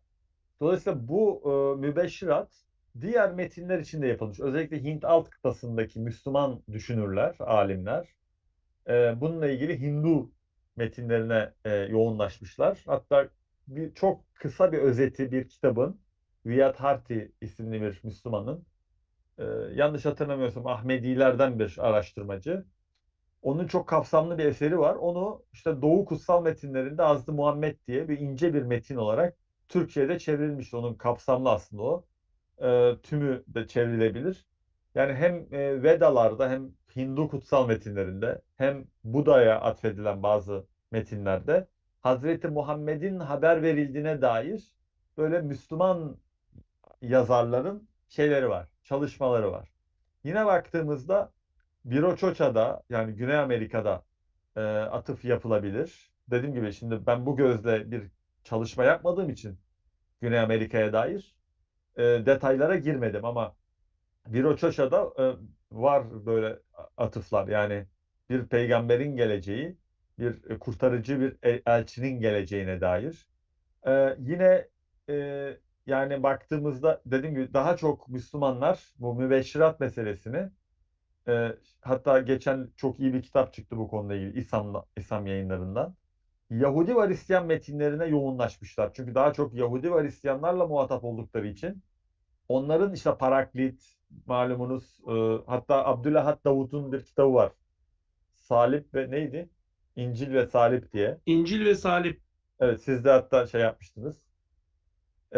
Yani bu çokça Müslüman literatürde işlenen bir konu. Dediğim gibi şeye baktığımızda özellikle Doğu dinlerinde, Doğu inançlarında da yine Müslümanlar onlarla muhatap olduğu için bu konuda bir literatür oluşmuş. Ama ben kendi kitabımda hani evet o kitap çok iyi bir çalışma bence. Çünkü kendisi de değil mi hocam eski Keldani rahibi daha sonra Müslüman oluyor. Hocam Hristiyan teolojisine tarihine tamamen hakim bir ruhban Evet. iken Müslüman oluyor. Evet. Ve daha sonra bu kitabı yazıyor. Aslında kitap çok daha kapsamlı da bu kadar Evet, kısmı elimizde. Osmanlıca bir eser sonra şey yapmışlar. Dolayısıyla dediğim gibi yani This year, the true story of a broadband customer who wrestled with destiny, triumphed over the giants of cyberspace, and şu gözle bir derin okuma yapmak gerekiyor. Çok katmanlı bir okuma yapmak gerekiyor. İşte mayaları vesaire. Ama bu tek bir kişinin yapabileceği bir iş değil. Heyetler halinde dinler tarihçileri olarak yapılması gereken bir şey. Ama dediğim gibi özellikle e, Budizm ve Hinduizm metinlerinde Hazreti Muhammed'e haber veren metinler olduğu Müslüman araştırmacılar tarafından iddia ediliyor. Öyle söyleyeyim. Evet. Böyle bitirelim. Evet Bülent, çok teşekkür ediyorum. Bir taraftan da Agah bana bir şey gönderdi. Bir link gönderdi. Yine bize yönelik bir eleştiri gelmiş. Ben ne demişim? 80'ler, 90'lar, 140'lar yazılı bir İncil yok demişim, yani yazılı bir İncil yok. Aslında şu, yani kastımız şu, belki bir açıklama şeyi babında söyleyelim. Bunları çok yazdık, anlattık. İncil'ler Markos, Matta, Luka, Yuhanna sırasıyla 70-100 yıllarında yazılıyor. Markos, Matta, Luka, Yuhanna 68, 69, 100, 110 en geç. Yani evet, akademide daha sonraki tarihlere atıf yapanlar da var. Biraz daha muhafazakar çevreler, biraz daha önceki tarihlere atıf yapanlar da var. En eski el yazmaları evet, yani 2. 3. yüzyıllardan çok küçük fragmanlar var, fragman olarak. Ama Sina ve Vatikan kodeksleri tam şey olarak yani tam böyle yeni ayeti ihtiva eden 4. yüzyıldan en eski, yani tam şeyleri. Öncesine ait çok küçük fragmanlar var. 185 yılından önce, yani Rönesans'tan önce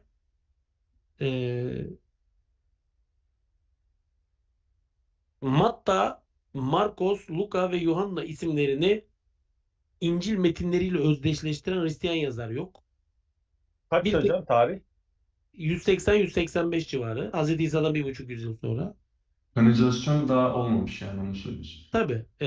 Yani Papiyas var. Papiyas'la ilgili efsanevi anlatılar var. Bu efsanevi anlatılar sonraki yazarlardan geliyor, Eusebius gibi. Ama Papiyas'ın bahsettiği yani Matta ve Markos'tan İncil yazdıkları bahsini açtığı söyleniyor. Yani Papiyas'ın yaşayıp yaşamadığı da belli değil. Öyle bir varlık var, yani öyle bir tarihsel şahsiyet var mı o da belli değil, ama varsa bile ve eğer onun bahsettiği bir Matta ve Markos İncil'i varsa bile, bu İncil, mesela Matta İncil'i onun bahsettiği Sami dilleriyle yazılmış. Halbuki bizim bugünkü Matta İncil'imiz Yunanca yazılmış. Yani o Papiyas bundan bahsetmiyor. Ya da Markos, yani bugün bahsettiğim Markos bu değil. O bağlamda söylediğimiz şey bu. Ama İrenaeus'la birlikte, yani 180'li yıllardan itibaren ve aynı zamanda Muratori kanunu var. Aynı dönemlerde yazılmış. O dönemlerde bu 4 İncil'in biz Batı'da artık sivrildiğini görüyoruz. Ve bir kanonizasyon süreci başlamıştır. Ama öncesinde Hristiyanların böyle Yeni Ayet içerisine, Yeni Ayet diye bir kitapları yok her şeyden önce. Yeni Ayet diye bir kitapları olmadığı gibi, yani içine koyacakları kutsal 4 tane İncil'leri de yok. Bu öneri ilk defa işte Rönesans'tan geliyor. Tabii daha sonraki süreçte bu kanonizasyon meselesi süreci devam edecek. 4. yüzyılda da bu metinler tam şeyle oluşmuş olacak, ama sivrilmesi ve kutsal kabul görmeye başlaması 2. yüzyılın biraz daha ikinci yarısına itibaren, öyle söyleyelim. 2. yüzyılda ortada birçok metin var. İncil denilen veya İncil olduğu farz edilen veya havarilerin hatıratı şeklinde Justinus'un isimlendirmesiyle dolaşan bir takım metinler var yani. Ama bunlar yani kutsal kabul edilen, böyle standart, otorite kabul edilen metinler değil. 30 küsür tane metin var 2. yüzyılda. Kastımız bu. Zaten yani bu kastımızın bu olduğu. Bugüne kadar bu konuyu herhalde Türkiye'de benden daha fazla işlemiş, bilmiyorum. Başka bir arkadaş var mı? Hani bunu kendimi övmek için yanlış anlaşılmasın söylemiyorum da, yani söylediğimiz çok net yani. Ya da yazmak babında işte İsa Paulus İncil'lerden tutun da İncil'ler güvenilir metinler midir kitabına kadar sayfalarca arkadaşlar, tonla anlattık bunları yani. Hocam ben size bir soru sorayım. Buyur. Hocam şimdi siz bunları anlatıyorsunuz ya. Size şöyle bir makale ya da kitap ya da video çekildi mi? Mesela siz tarif veriyorsunuz. Mesela adam çıkıp şunu diyor mu mesela? Looking to buy a gaming PC? Then you need to visit CyberPower PC. We'll help you with the best spec and a price you'll love. With us, you get 5 years warranty, a lifetime of technical support, and systems built by experts. So it's no wonder so many gamers choose CyberPower PC. Ya hayır 180 değil de işte atıyorum 50. yılda kaynağı da bu. Ya öyle olması gerekmez mi Bülent? Yani şimdi İşte onu soruyorum yani şimdi hakkınızda çok tezvirat var tabii. ama Şimdi şey yok. Cevap yok. Yani biz istiyoruz ki ben şimdi bir okuyucuyum. Zafer Duygu bir şey söylüyor. Yazar ya da Bart Ehrman ya da Agah ya da Ahmet Mehmet yani bir şey söylüyor. Ben de istiyorum ki karşıtı da bir şey söylesin. Bakın ben anlatırken mesela diyorum ki öyle düşünmesem ve karşıtı olsam dahi diyorum ki bak bu konuda iki görüş var. Zerdüştilik konusunda mesela. Anlatabiliyor muyum? Yani iki görüşü görmek istiyorum ki karşılaştırayım. Şimdi siz bir şey söylüyorsunuz, dipnot düşüyorsunuz. Karşı tarafta yani size hakkınızda patırtı kopartan misyonerlerde ya da misyonerimsilerde öyle diyeyim. Bir şey yok. Cevap yok yani. Hani cevap istiyorum ki misyonerim. karşılaştırayım. Bence literatüre yeni bir terim ekledim Bülent. Hocam adam çıkmış diyor ki çılgının biri neyse ismini vermeyeyim. Hazreti Muhammed'e Hazreti İsa vahiy getiriyor falan demeye başladılar. Yani hadi onlar Mecnun onu bıraktım hani Hazreti İsa Hazreti Muhammed'e vahiy ediyor diyen adamı zaten ciddiye almam da yani size hayır işte öyle değil böyle falan diyen insanların şunu demesini bekliyorum. O açıdan sordum size. Varsa yani okuyayım diye. Hayır kardeşim Zafer Duygu yanlış söylüyor. Aslında Matta İncil'i işte Papyas diye biri var ve işte atıyorum milattan sonra 50. yılda Yunancasını söyledi mesela. Demesini bekliyorum ki ben karşılaştırayım ikisini. Böyle bir şey var mı diye soruyorum onun için. Şimdi şöyle sağ olsun bize reddiye yapan arkadaş sayısı çok yani. Eksik olmasınlar. Ben hani herkes de biliyor saygı çerçevesinde olduktan sonra asla gocunmam yani. Çünkü yani bizim şeyimiz bu yani biz en doğruyu söylediğimiz iddiasında değiliz Tabii. ama hayatımızı tabii bu alanda yaptığımız çalışmalarla geçiriyoruz yani. Saatlerimiz, günlerimiz hep bununla geçiyor. Şimdi ben İncil'ler konusunda söylediğim şey çok net değil mi yani? Söylediğim şey diyorum ki yani bakın İncil'ler yani ben söylemiyorum bunu bütün akademi dünyası söylüyor. Aslında Bülent burada da ben biraz ahlak anlamında biraz akademik ahlak anlamında daha sağlıklı bir duruş olarak gösteriyorum. Şimdi ben devamlı diyorum ki bakın ben sadece ben söylemiyorum. Yani bu Batı'da akademisyenler arasında zaten söylenen şeyler. Yani aslında şunu söylemeye çalışıyorum. Ya arkadaşlar burada bütün pay benim değil yani. Bu konular zaten çalışılan. Bugüne kadar yazılmış, çizilmiş konular yani. Bunu söylemeye çalışıyorum. Ve diyorum ki bakın mevcut 4 İncil arkadaşlar. Mevcut 4 İncil evet Markos, Matta, Luka, Yuhanna sırasıyla yazıldı ama bunlar kutsal metin olarak yazılmadılar. Belirli cemaatlere hitaben. Ya bakın İsa da bu kadar büyük bir kurtarıcıydı. Şu denli büyük bir tanrısal varlıktı. İmgesini oluşturabilmek için okurlarında yazıldı bu metinler. Ama sonuçta ilk yazıldıkları dönemde Hristiyanların zihninde bu metinler yani şu anki metinler Hristiyanların eski ait dedikleri Tanah metinleri kadar kutsal bir değer taşımıyordu. Bunun en büyük kanıtı ne diyorum? Bakın Pavlus'un mesela yazılı İncil'den haberi yok yani. Evet Pavlus başka bir İncil'den bahsediyor.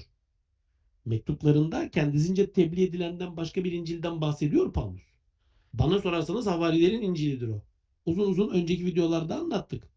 Veya kitaplarımızda bunları uzun uzun konuştuk. Ama Pavlus'un yazılı bir İncil metnine yaptığı bir atıf yok. Ya da Pavlus'tan sonraki döneme baktığınızda yazılı bir İncil metnine herhangi bir Hristiyan yazar tarafından bakın 50'li, 60'lı, 130'lu, 150'li yıllarda yazılı bir İncil metnine açıkça yapılmış bir atıf yok Hristiyan yazarlar tarafından. Ama metinler var elimizde. Yani Hristiyanların kaleme aldıkları teoloji içerikli mektuplar var, incelemeler var, bir takım metinler var. Fakat bu metinlerin içerisinde araştırmacılar şunu diyemiyorlar. Bakın şurada açık bir atıf yapılmış. Evet yani Hazreti İsa'nın sözlerine yapılmış falan bir takım atıflar var ama bu acaba bir geleneğe mi yapılmış, bir İncil metnine mi? Hiç İncil metni gibi durmuyor. Söylediğimiz şey bu. 180'in öncesinde, 180-185 yılının öncesinde durum böyle. Ve bu bağlamda yazılı bir İncil metni, evet yani ortada dolaşan bir sürü İncil var. Zaten bunları sonradan kilise tasnif edecek yani. Diyecek ki şunlar apokrif, bak bunlar kanoniktir falan. Ve bir kutsal metin At AJ Bell, we're all about making investing easy. So easy, you can open an award-winning ISA in under 15 minutes. Otorite metin şeyine girecek, arayışına girecek ve bu süreci 4. yüzyıla kadar da devam ettirecek. 2. yüzyılın ikinci yarısına itibaren belirli sebeplerle bu 4 inci biraz daha sivrilecek. Ama öncesinde yani Matta, Markos, Luka, Yuhanna adını taşıyan bir İncil metniyle yani özdeşleştirme durumu söz konusu değil. İrenaeus'la birlikte, Muratori kanunuyla birlikte başlayan bir süreç. Öncesinde işte Papias ismiyle anılan bir takım mitolojik anlatılar var. Yani o da zaten bir zemin arayışını yansıtıyor. Yani Hristiyanların bu kutsal metinlerle ilgili yapmış olduğu zemin arayışını yansıtıyor. Tabii ki ama bunu söylerken şu da var. Yani arkadaşlar ben bakın İncil'ler güvenilir metinler midir? Yani böyle naçizane bir kitabım var. Bu 3. baskısı kitabımın. Postdoktorayı Amerika'da yaptım. Bu Amerika'da yaptığımız çalışmaları metinleştirdiğimiz bir kitap bu. North Carolina'da. Duke Üniversitesi'de bulunduğum süreçte orada yaptığımız okumalar, katıldığımız naçizane bazı New Testament kolokyumları, orada edindiğimiz, tabii ki sadece orada değil ama orada yazdığımız şey. Yani burada Kitab-ı Mukaddes kritiği denilen bilimsel araştırma disiplini uzun uzun anlattık. Sinoptik problem denilen konuda arkadaşlar ilk defa bu kitapta biz uzun uzun bilgiler verdik. Yani İncil araştırmaları üzerine dünyada çok geçerli sinoptik problem diye bir mesele var. Evet Türkiye'de daha önce yapılmış bazı çalışmalarda çok küçük atıflar, bahisler var ama ilk defa sinoptik problem nedir? Bu problemin kökeni nedir? İşte öne sürülen teoriler nelerdir? Yuhanna İncil'i için sinoptik kapsamın dışında bırakılmıştır. Gerçi o teori de şimdi tartışılıyor. Agah bilir. Mark Goodacre ki ben Amerika Birleşik Devletleri'nde onunla beraber çalışmıştım. Mark Goodacre bu alanda çok önemli bir profesördür. Mark Goodacre şu anda aslında Yuhanna'nın da sinoptik kapsama dahil edilebileceğine dair bir takım kitaplar yazdı. Tezler üretiyor. Bu da böyledir zaten arkadaşlar. Yani bu işler hep böyledir. Peki hocam. Hocam Şimdi şöyle. roller değişti de.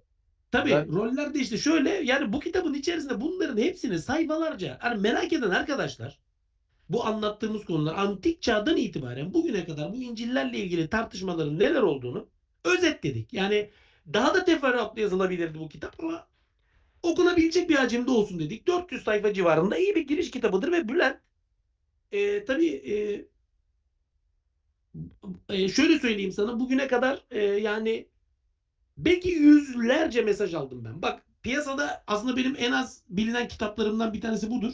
Ama akademide yani özellikle bizim gençlerimiz arasında yüksek lisans yapan, doktora yapan gençlerimiz arasında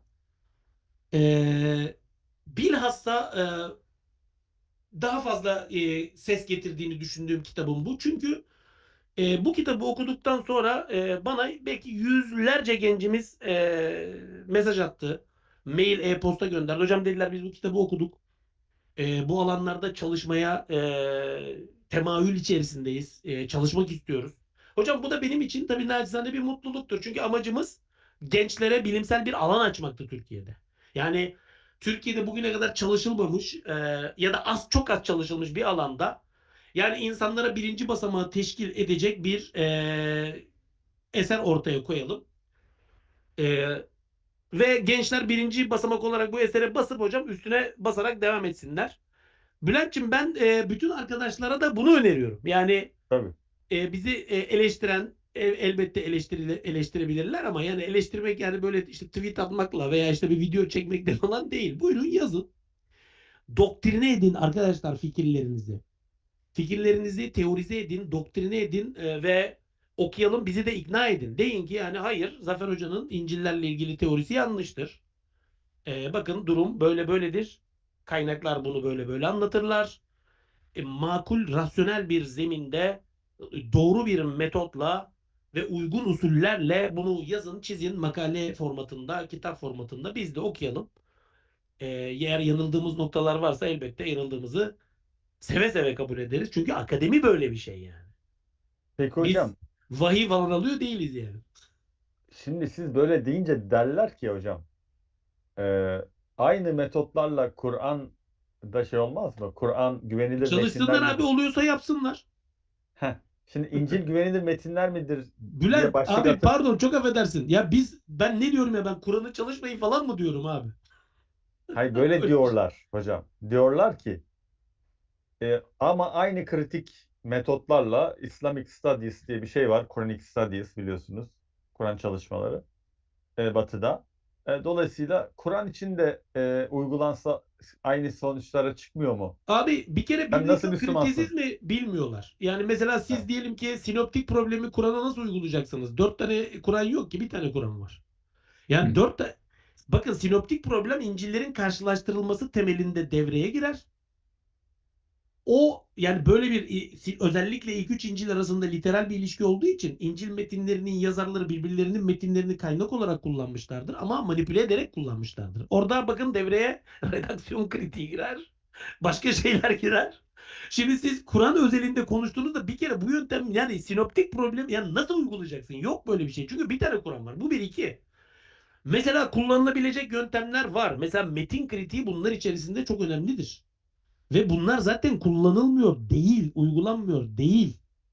Batı'da bunlar zaten çalışılıyor. Üstelik biz, yani ben en azından nerede demişim ki arkadaşlar bu metotlar bakın İncil'ler veya Tanah metinleri üzerine uygulanıyor, kullanılıyor kitabı. Aman Kur'an'a sakın bunu uygulamayalım. Ya kardeşim uygulayın, çalışın. Ulaştığınız sonuçlar neyse bunları da yayınlayın. Seve seve de okuruz yani. Ya istifade ederiz yani. Eyvallah.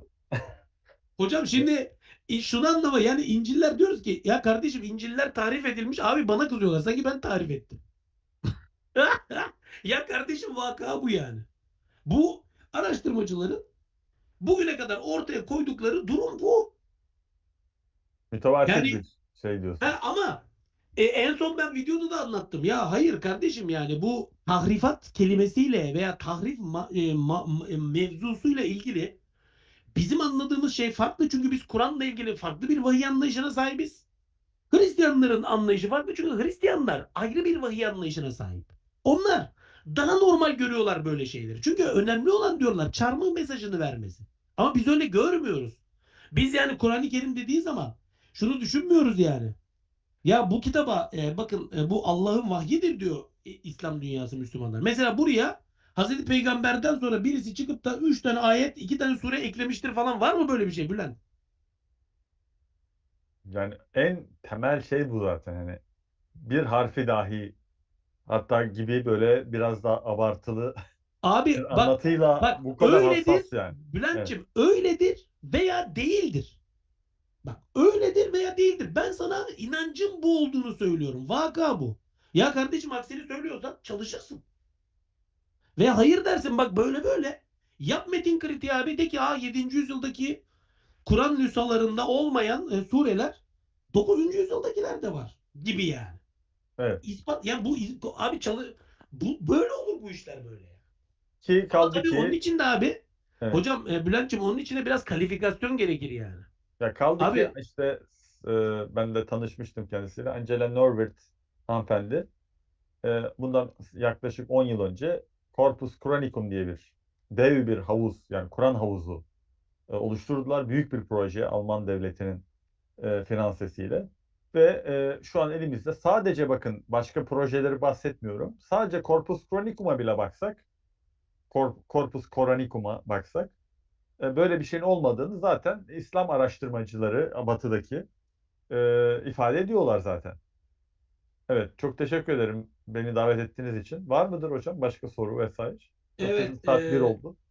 evet Şimdi arkadaşlar 2 tane küçük duyurum var ve yayını kapatacağım. Bunlardan bir tanesi Allah nasip kısmet ederse 2 veya 3 gün sonra, yani ayın 10'u gibi, 11'i, 12'si gibi e, Kronik kitaptan Vaat Edilmiş Topraklar kitabım çıkıyor Çok arkadaşlar. güzel. Yani bunu mutlaka Bülent, çok sadece 30 saniyeni istiyorum. Seni tutuyorum. Sadece 30 saniye. Estağfurullah, ne demek. Şimdi arkadaşlar, bugün Orta Doğu'nun en büyük problemlerinden bir tanesi Siyonizm'dir.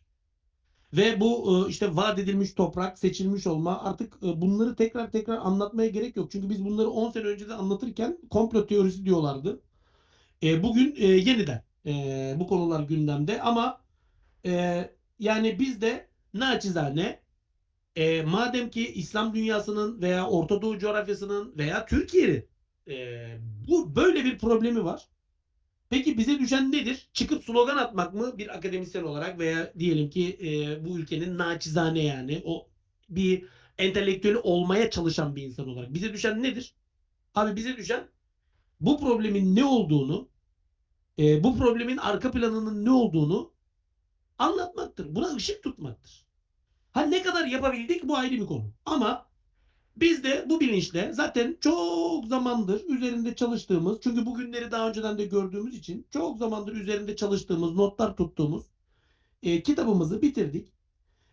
Kronik kitap da sağ olsun zaten basmaya çok istekliydi. Şimdi arkadaşlar birkaç gün sonra Kronik kitaptan Vaat Edilmiş Topraklar, Orta Doğu'yu esir alan bir Yahudi mitinin tarihi isimli çalışmamızı ulaşabilirsiniz. Bütün internette veya girdiğiniz hemen hemen bütün kitapçılarda zaten kitabı göreceksiniz. Bunu sizlere şimdiden müjde olarak duyurmuş olayım. Sadece 2 veya 3 gün sonra kitap piyasada olacak. Meselenin, yani Siyonizmin bütün arka planını teopolitik boyutuyla, yani tabii ki başka boyutları da var.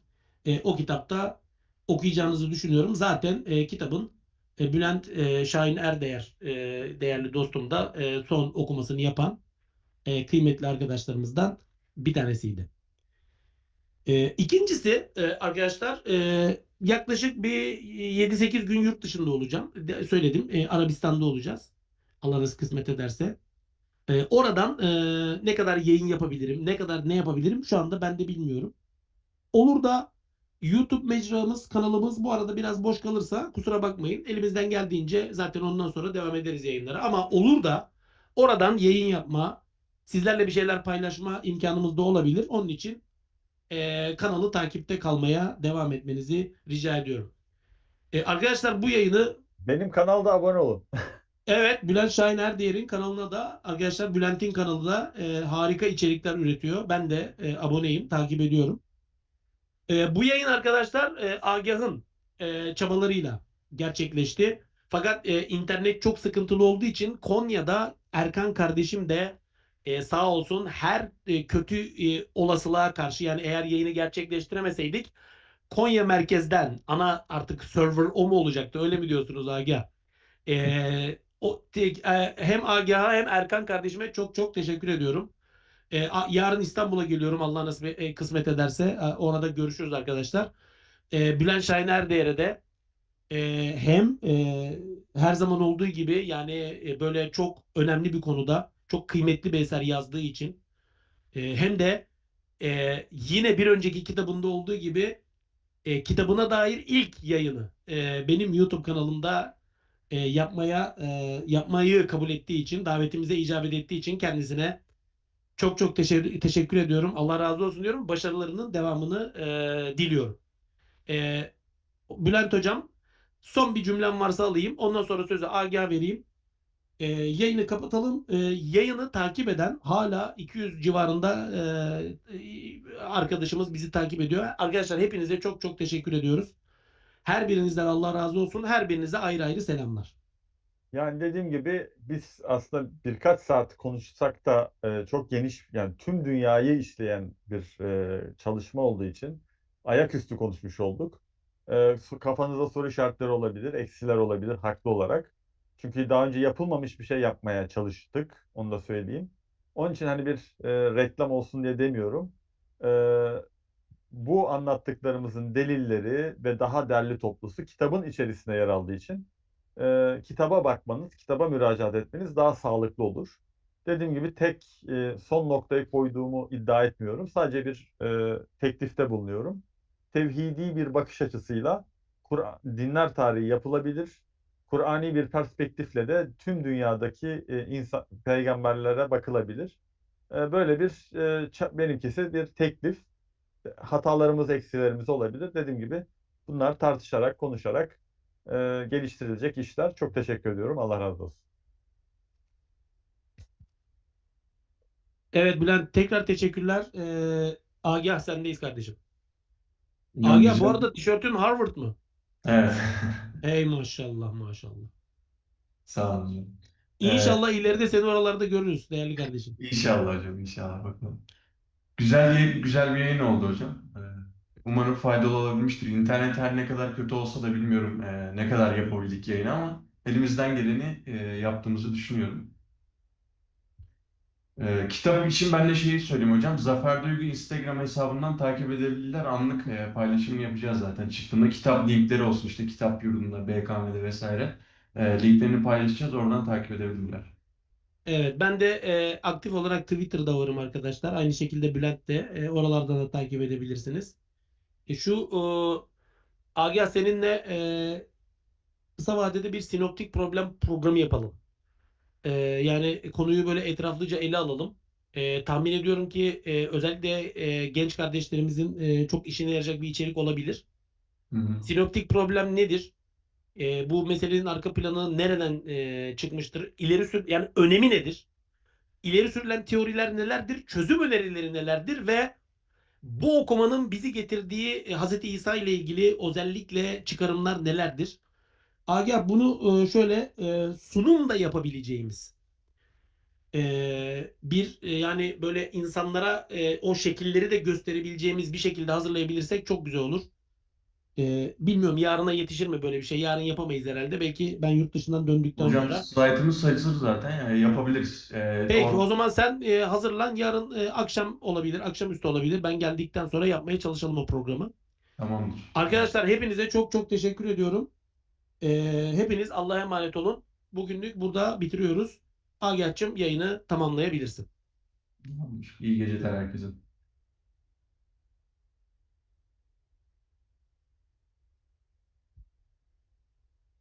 Tamam hocam, kapandım.